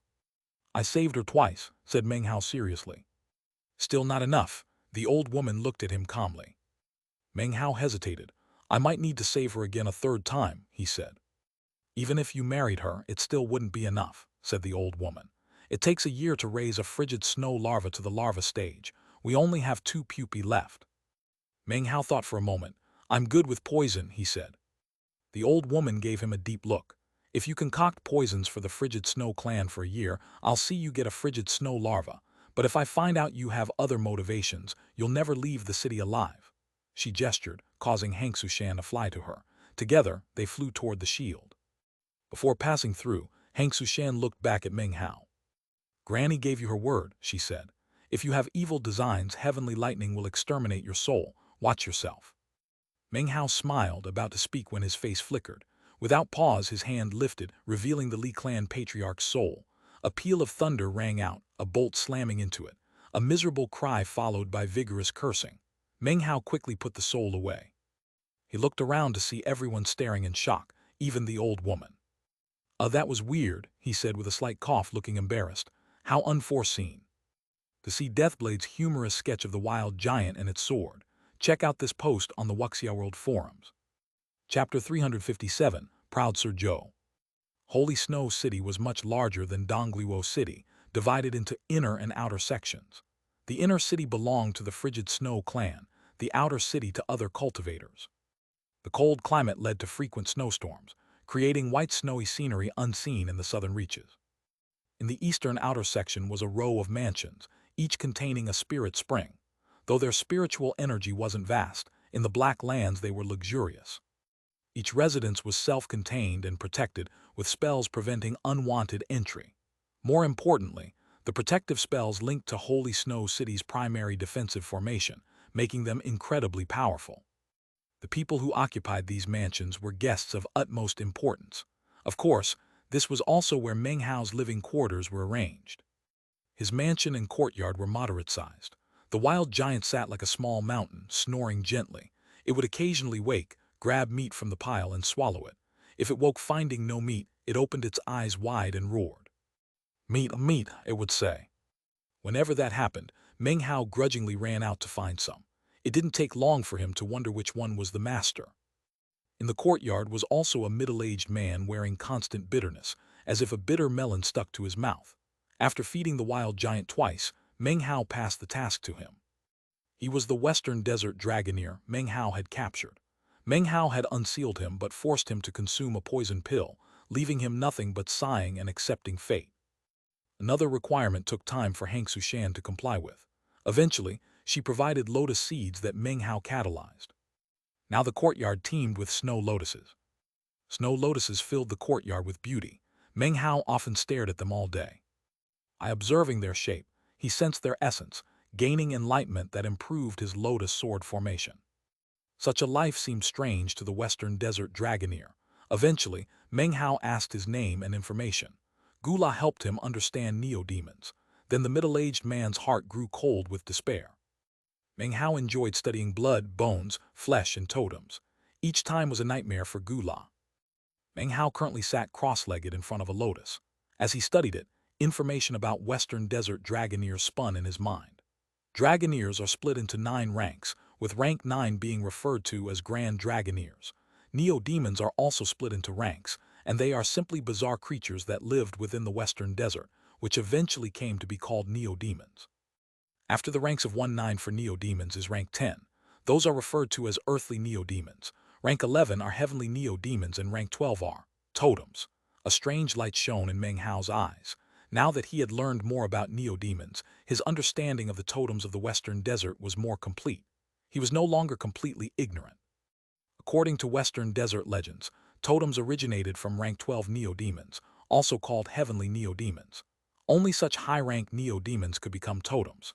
After they did, blood from descendants was used to draw totem tattoos, passing them down generation to generation. A large tribe would have many totems. A small, weak tribe might only have one. That was the origin of totems. You could say that all of the variety of different totems existed because, way back somewhere in time, a rank 12 Neo-demon had appeared. Just how powerful is a rank 12 Neo-demon, thought Meng Hao. There was no way for him to know, nor could Gula explain clearly. He could only say that they were extremely powerful. As for the details, few people actually knew. In the Western Desert, many cultivators practiced totem cultivation, but only Dragoneers could control Neo-demons. In addition to studying totems, Meng Hao continued gaining enlightenment regarding magical symbols in celestial soil, nearly by second nature. When not researching other things, he spent free time outside seeking more enlightenment. Soon, several days had passed. The Frigid Snow clan hadn't mentioned the Frigid Snow larva or his concocting services. No one visited. He was alone, as if they'd forgotten him. He wasn't in a hurry. After his power display, the Frigid Snow clan surely had plans for him. Someone would call on him. As conflict escalated, his poisons would become more useful. He was the guest and they the host. As the guest grew more powerful, they'd naturally yield. Therefore, Meng Hao enjoyed the flowers, studied totems, and gained enlightenment of celestial soil. Deep within Holy Snow City's inner city, the old woman sat cross-legged with 3 others in the Frigid Snow clan's main temple hall. An oil lamp burned before them, dancing in the cold wind, casting flickering shadows. The 4 were the grand elders of the Frigid Snow clan. All had nascent soul cultivation bases and wielded much power as administrators. One was a gray-haired old man with a moon-shaped mark on his forehead, glittering as he spoke.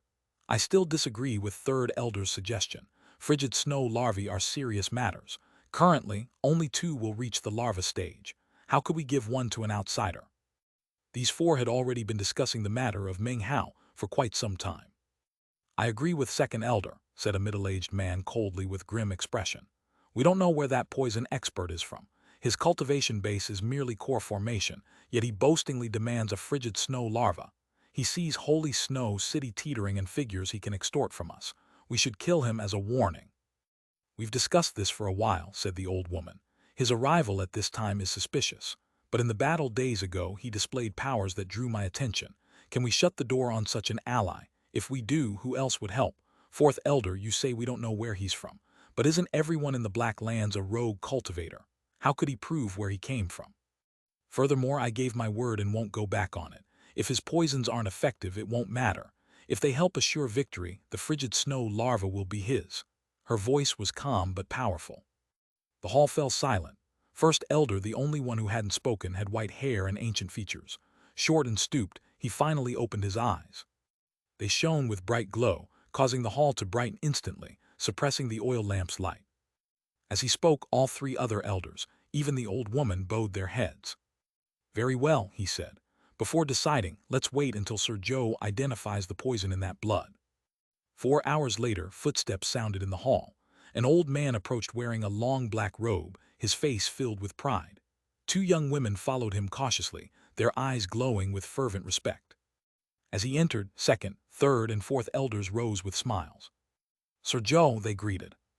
Greetings, fellow Taoists, Sir Joe said in a cool tone, his expression haughty. His face shone with healthy glow and radiating arrogance. Clearly, he was used to lofty positions and people flattering him. Were Meng Hao present, he would be incredibly shocked. He would recognize this old man. It was none other than East Pill Division Furnace Lord Joe Dekun, who had been captured and taken to the Black Lands. Despite their rocky start, Meng Hao had eventually developed a good relationship with Old Man Joe, and the two of them eventually became good friends. He had taken Meng Hao to visit quite a few cultivator clans, where they had been waited upon hand and foot like royalty. The look on the man's face right now was similar to how it had been back then. His capture had worried Meng Hao, to the extent that after arriving in the Black Lands, he'd made some inquiries. However, no information had ever turned up. He had always assumed that Joe Dekun was being tormented in some unknown location in the Black Lands. However, it seemed that in all aspects, Joe Dekun was even better off now than before. His aged appearance from before had been replaced by a ruddy glow. From the respectful, shy glances being given to him by the two young girls, it was clear that Old Man Joe was like an old tree that had suddenly blossomed again and again. Sir Joe, how goes the poison research? Said First Elder with a smile, remaining seated but courteous. He spoke as if Joe Dekun were an equal, despite his late Foundation establishment base. Considering the level of my Tao of Alchemy, responded Joe Dekun proudly, there are only two people under heaven who can exceed me. One is my master, whom you all know of, Grandmaster Pill Demon. The other is my junior brother Fang Mu. Other than these two, I dare anyone to claim to be above me. He waved his hand, wherein appeared a jade bottle. Poison blood is definitely extraordinary. It took several days of research to fully understand. Elsewhere, this person might be a chosen of heaven. In my view, he's merely a master alchemist. I could disintegrate his poison with a single breath. The Tao of poison is not simple. In the Tao of alchemy elite, I admire only one, my junior brother Fang Mu. When his bedevilment pill appeared, Grandmaster Pill Cauldron's name rose. He could be considered patriarch of all poisons in existence. He ended with Josette proudly, implying that if his junior brother was so incredible, his own power was unimaginable. The elders showed serious, courteous expressions except First Elder. The two young girls gazed at Joe Dekun with adoration. This chapter was sponsored by Karen Nguyen, Pedro Pulido, Ultra Milkman, and Rudolph Areola. Chapter 358, The Renown of Pill Cauldron.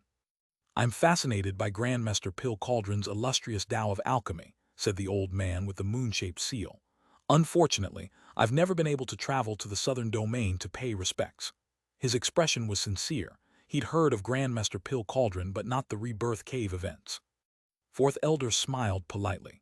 As Grandmaster Pill Demon's distinguished apprentice and Grandmaster Pill Cauldron's elder brother, your Tao of Alchemy shakes the heavens and rocks the earth. I truly admire you, sir. With you here, Holy Snow City will never fall.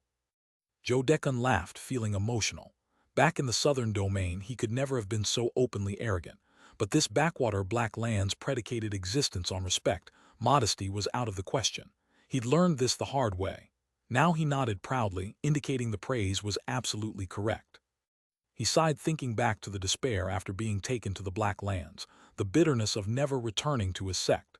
No one served him, no clans gave gifts. His life had seemed gray as ash.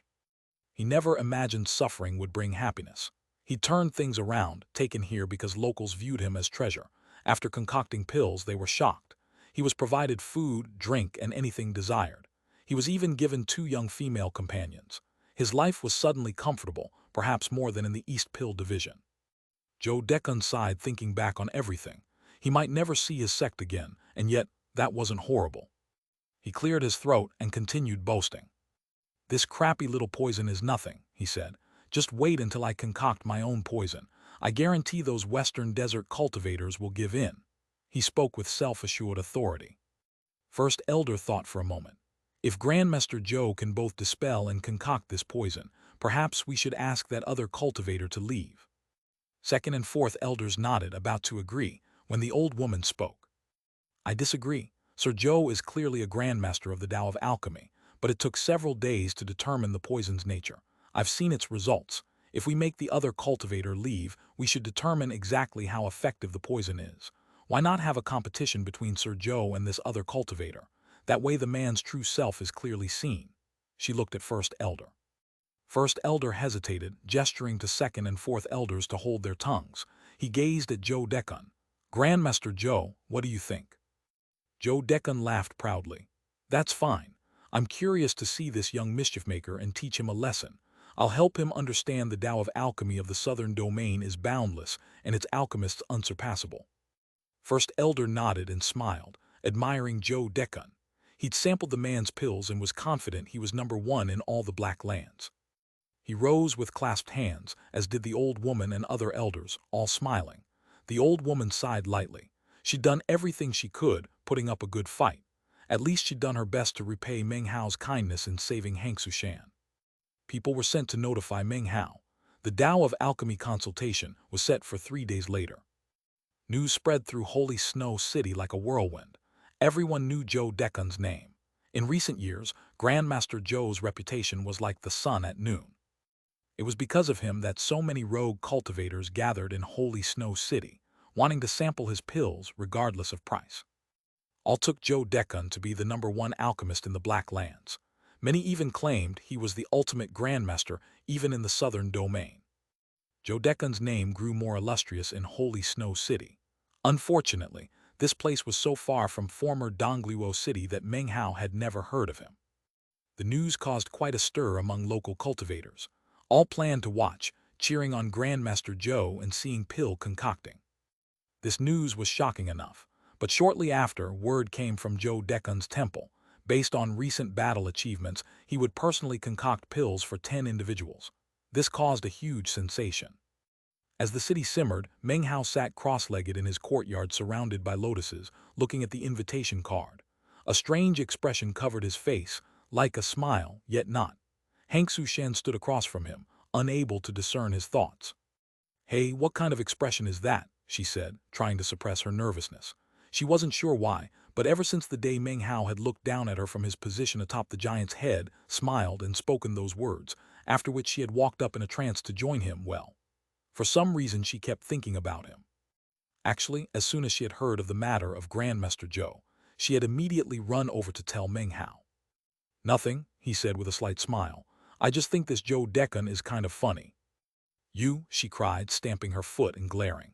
"Joe Deccan is at the pinnacle of the Tao of alchemy, the #1 alchemist in the Black Lands. He's even famous in the southern domain, Grandmaster Pill Demon's personal disciple. He's elder brother of Grandmaster Pill Cauldron. Do you know who Grandmaster Pill Demon is? Have you even heard of him? People like them are chosen of heaven and you don't even pay attention. All you do is concoct poison. Aren't you nervous?" She was a pretty girl to begin with, but when she acted like this, it revealed another side of her beauty, as if she were vying with the surrounding lotuses. Meng Hao shook his head and smiled, a virtually imperceptible glitter in his eyes as he considered her words. A perplexed look on his face, he asked, "I've heard of Grandmaster Pill Demon, ma'am, and I very much respect him. But who is this Grandmaster Pill Cauldron of whom you speak? You don't know who Grandmaster Pill Cauldron is, she replied, her eyes wide and filled with disbelief. I guess I shouldn't be surprised. You're just a rogue cultivator, so you don't know much about the Southern Domain. I bet you don't even know anyone who's been to the Southern Domain. Your ignorance of Grandmaster Pill Cauldron is understandable. Well, Grandmaster Pill Cauldron is the #1 chosen in the Violet Fate sect of the Southern Domain. Adoration filled her eyes. His name is Fang Mu, Grandmaster Pill Demon's legacy apprentice. His Tao of alchemy rocks everything under heaven. He's amazing and will be legendary. He's an expert in poisons with unique understanding of the Tao of alchemy. No one in the United Nine doesn't know about him. I dream of visiting the Southern Domain to pay respects and plead for a medicinal pill. Meng Hao gave a dry cough. You're exaggerating, he said without thinking. As soon as the words left his mouth, Hank Sushan's gaze turned dangerous. You don't believe me. You're not convinced, she glared with wide eyes. After he'd saved her twice, she found herself less reserved and more open. You can disbelieve others, but you're not allowed to disrespect Grandmaster Pill Cauldron. Fang Mu joined the Violet Fate sect at 17. As an apprentice alchemist, he used the East Pill Division's techniques to cause a shocking scene. He displayed unprecedented talent, shocking everyone. In fact, an East Pill Division elder personally endorsed him for the trial by fire to become a master alchemist. He was the first after joining less than a year. The way he became #1 is exceedingly rare. Thanks to his absolute superiority, he was promoted to master alchemist. He created a bedevilment pill that sent the entire Southern Domain into an uproar. Later, he competed with Grandmaster Eternal Mountain and produced a myriad strength pill impossible to crush. That's when he became a Furnace Lord. By this point she really seemed upset, her words rushing out. After that he participated in an alchemy duel in the Black Civ sect, his Tao shocking. He received enlightenment at the ancient Tao geyser. He cowed the Tao child of the Black Lands Palace and slaughtered an azure-masked core formation cultivator, his name ringing under all heavens. Later, in the Violet Fate sect Violet Furnace Lord trial by fire, he took first place in unprecedented fashion, suppressing Chosen to become a Violet Furnace Lord and legacy apprentice of the East Pill Division. He did all that in only years. Do you really think you're better than that? Can you measure up? Meng Hao stared in shock, his face a bit red, feeling embarrassed. Being praised like this was unfamiliar. He almost couldn't believe Hank Sushan knew so much about him. Did she specifically investigate me? He thought. He cleared his throat again, feeling complacent.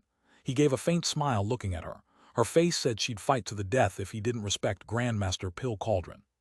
If this Grandmaster Pill Cauldron knew he had a devotee like you here in the Black Lands, I think he would be very happy. He laughed jokingly. HMPH, don't mock my love for Grandmaster Pill Cauldron, so what if I love him? He's my dream beloved. Meng Hao laughed. Now he knew for sure the Rebirth Cave incident wasn't known in the Black Lands. Perhaps the news hadn't spread, or the fact that he'd left the Violet Fate sect and fled for his life had been suppressed. Chapter 359, Jodekan and Meng Hao. Hank Sushan was about to speak when she had a sudden thought. Pity appeared in her eyes. She thought, his smile seems normal, but he's obviously covering up jealousy of Grandmaster Pill Cauldron. It's so obvious. Then she remembered he'd saved her twice and wasn't disagreeable. There was the battlefield scene playing out in her head. Her heart softened. She realized she'd embarrassed him a bit, which was why he'd reacted that way. There's no need to feel frustrated, she said comfortingly. Grandmaster Pill Cauldron is a rare talent. Don't let yourself feel discouraged. Meng Hao wasn't sure whether to laugh or cry. He couldn't tell her that the person sitting in front of her was the very one she adored and wanted to marry. Grandmaster Pill Demon's true legacy apprentice, possessor of the ever-burning flame, wielder of the alchemy Tao transmutation incantation, and Southern Domain superstar, Grandmaster Pill Cauldron. Hank Sushen quickly changed the subject. What are you going to do? If you lose to Grandmaster Joe, you won't get a frigid snow larva. Even Granny can't help. Besides, only 2 young larvae can be raised and it takes a year. Otherwise, I'd help you get one. Except I don't know how to raise them. She stopped, seeing his expression, something unacceptable, unsure whether to laugh or cry. The look annoyed her. Looking flustered, she stamped her foot. Fine, forget it. If you're not anxious, what's the point of me being anxious for you? Her attitude was something Meng Hao had never encountered. Neither Su Qing nor Chu Yuyan had been so impulsive. He sized her up again. What are you looking at? She said, glaring, her young heart racing. She stood straighter and put on a menacing expression. I'm looking at you, beautiful. Meng Hao replied with a laugh and wink. You, her face flushed red, her heart seized with panic. She backed up a few steps, holding her tongue before bursting out, you were just coming on to me. Meng Hao scratched his head, his smile growing wider. He suddenly realized that messing with this girl was quite amusing. He cleared his throat and was about to say something else when, suddenly, Xianxia Shan once again spoke, her tone earnest. Granny told me that according to clan rules, anyone who comes on to a member of the Frigid Snow clan will be turned into an ice statue. The only other option is to commit yourself to me. Meng Hao gaped in astonishment. This was the first time he'd heard such a ridiculous rule. You remember that, said Xianxia Shan obsequiously. You owe me a commitment. Her eyes flickered with craftiness as she stared at him. Covering her smile, she spun around and walked off, her slender legs and lithe waist accentuating her youthfulness as she stalked away. Meng Hao watched her leave, laughing to himself. He then looked back down at the invitation card in his hand, and Joe Decan's name written on the top in flowing calligraphy. As he did, his smile grew even more brilliant. Very well. 3 days from now I'll go see this Grandmaster Joe. We'll see whether or not his Tao of Alchemy has made any progress during his years in the Black Lands. Smiling, he put away the invitation card, closed his eyes and sat cross-legged amidst the lotuses. He meditated on the shape of the lotus flowers and sought enlightenment regarding their essence. The wild giant snored gently. Off to the side, Gula butchered meat to feed it when it woke. A forlorn expression covered his face. He missed the western desert, yet after hearing Xianxia Shan and Meng Hao, he suddenly wanted to see this mysterious Grandmaster Pill Cauldron. If I have to be a slave, he thought, it should be to a chosen of the Tao of Alchemy from the southern domain. That would be fitting for me, Gula, oh well, such a pity. Time passed, and soon it was 3 days later. Xianxia Shan came twice to visit during the 3 days, but every time she caught sight of Meng Hao's nonchalant attitude, she got mad. Her last visit came on the 3rd day, the appointed day of the competition. Her face was dark as she stalked over, delivered a jade slip, and then left without another word.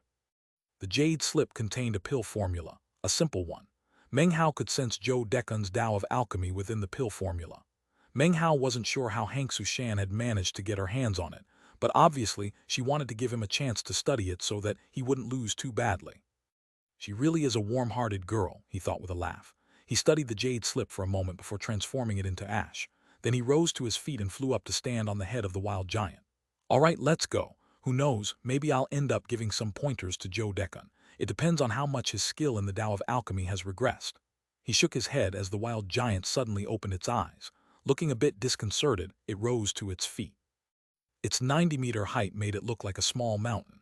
It gave out a loud roar as it reached down, grabbed a big chunk of meat, and threw it into its mouth. Meat, meat, it grumbled indistinctly. Then it strode forward out of the courtyard. Bells were sounding out within this region of Holy Snow City. As they heard the sound, nearby cultivators suddenly remembered that today was the appointed day for Joe Decan to concoct medicinal pills. Immediately, excitement began to grow. In recent days, Holy Snow City had produced large amounts of magical items and techniques, a variety of cultivation necessities, all for the purpose in bolstering the resistance against the Black Lands Palace invasion. Such items were available based on achievements in battle. Because of their former status as one of the great clans of the United Nine, the Frigid Snow clan possessed deep reserves of such items. Everyone knew that Joe Decan was going to concoct pills for 10 people based on their battle achievements. The news had caused quite a stir. Now that the bells were ringing out, large groups of cultivators flocked toward Holy Snow Square in the east of the city. When Meng Hao appeared on the stomping wild giant, he was quite conspicuous. Even people some distance away could see the giant's huge frame. Murmuring filled the air as the wild giant strode forward at top speed. It didn't need to fly.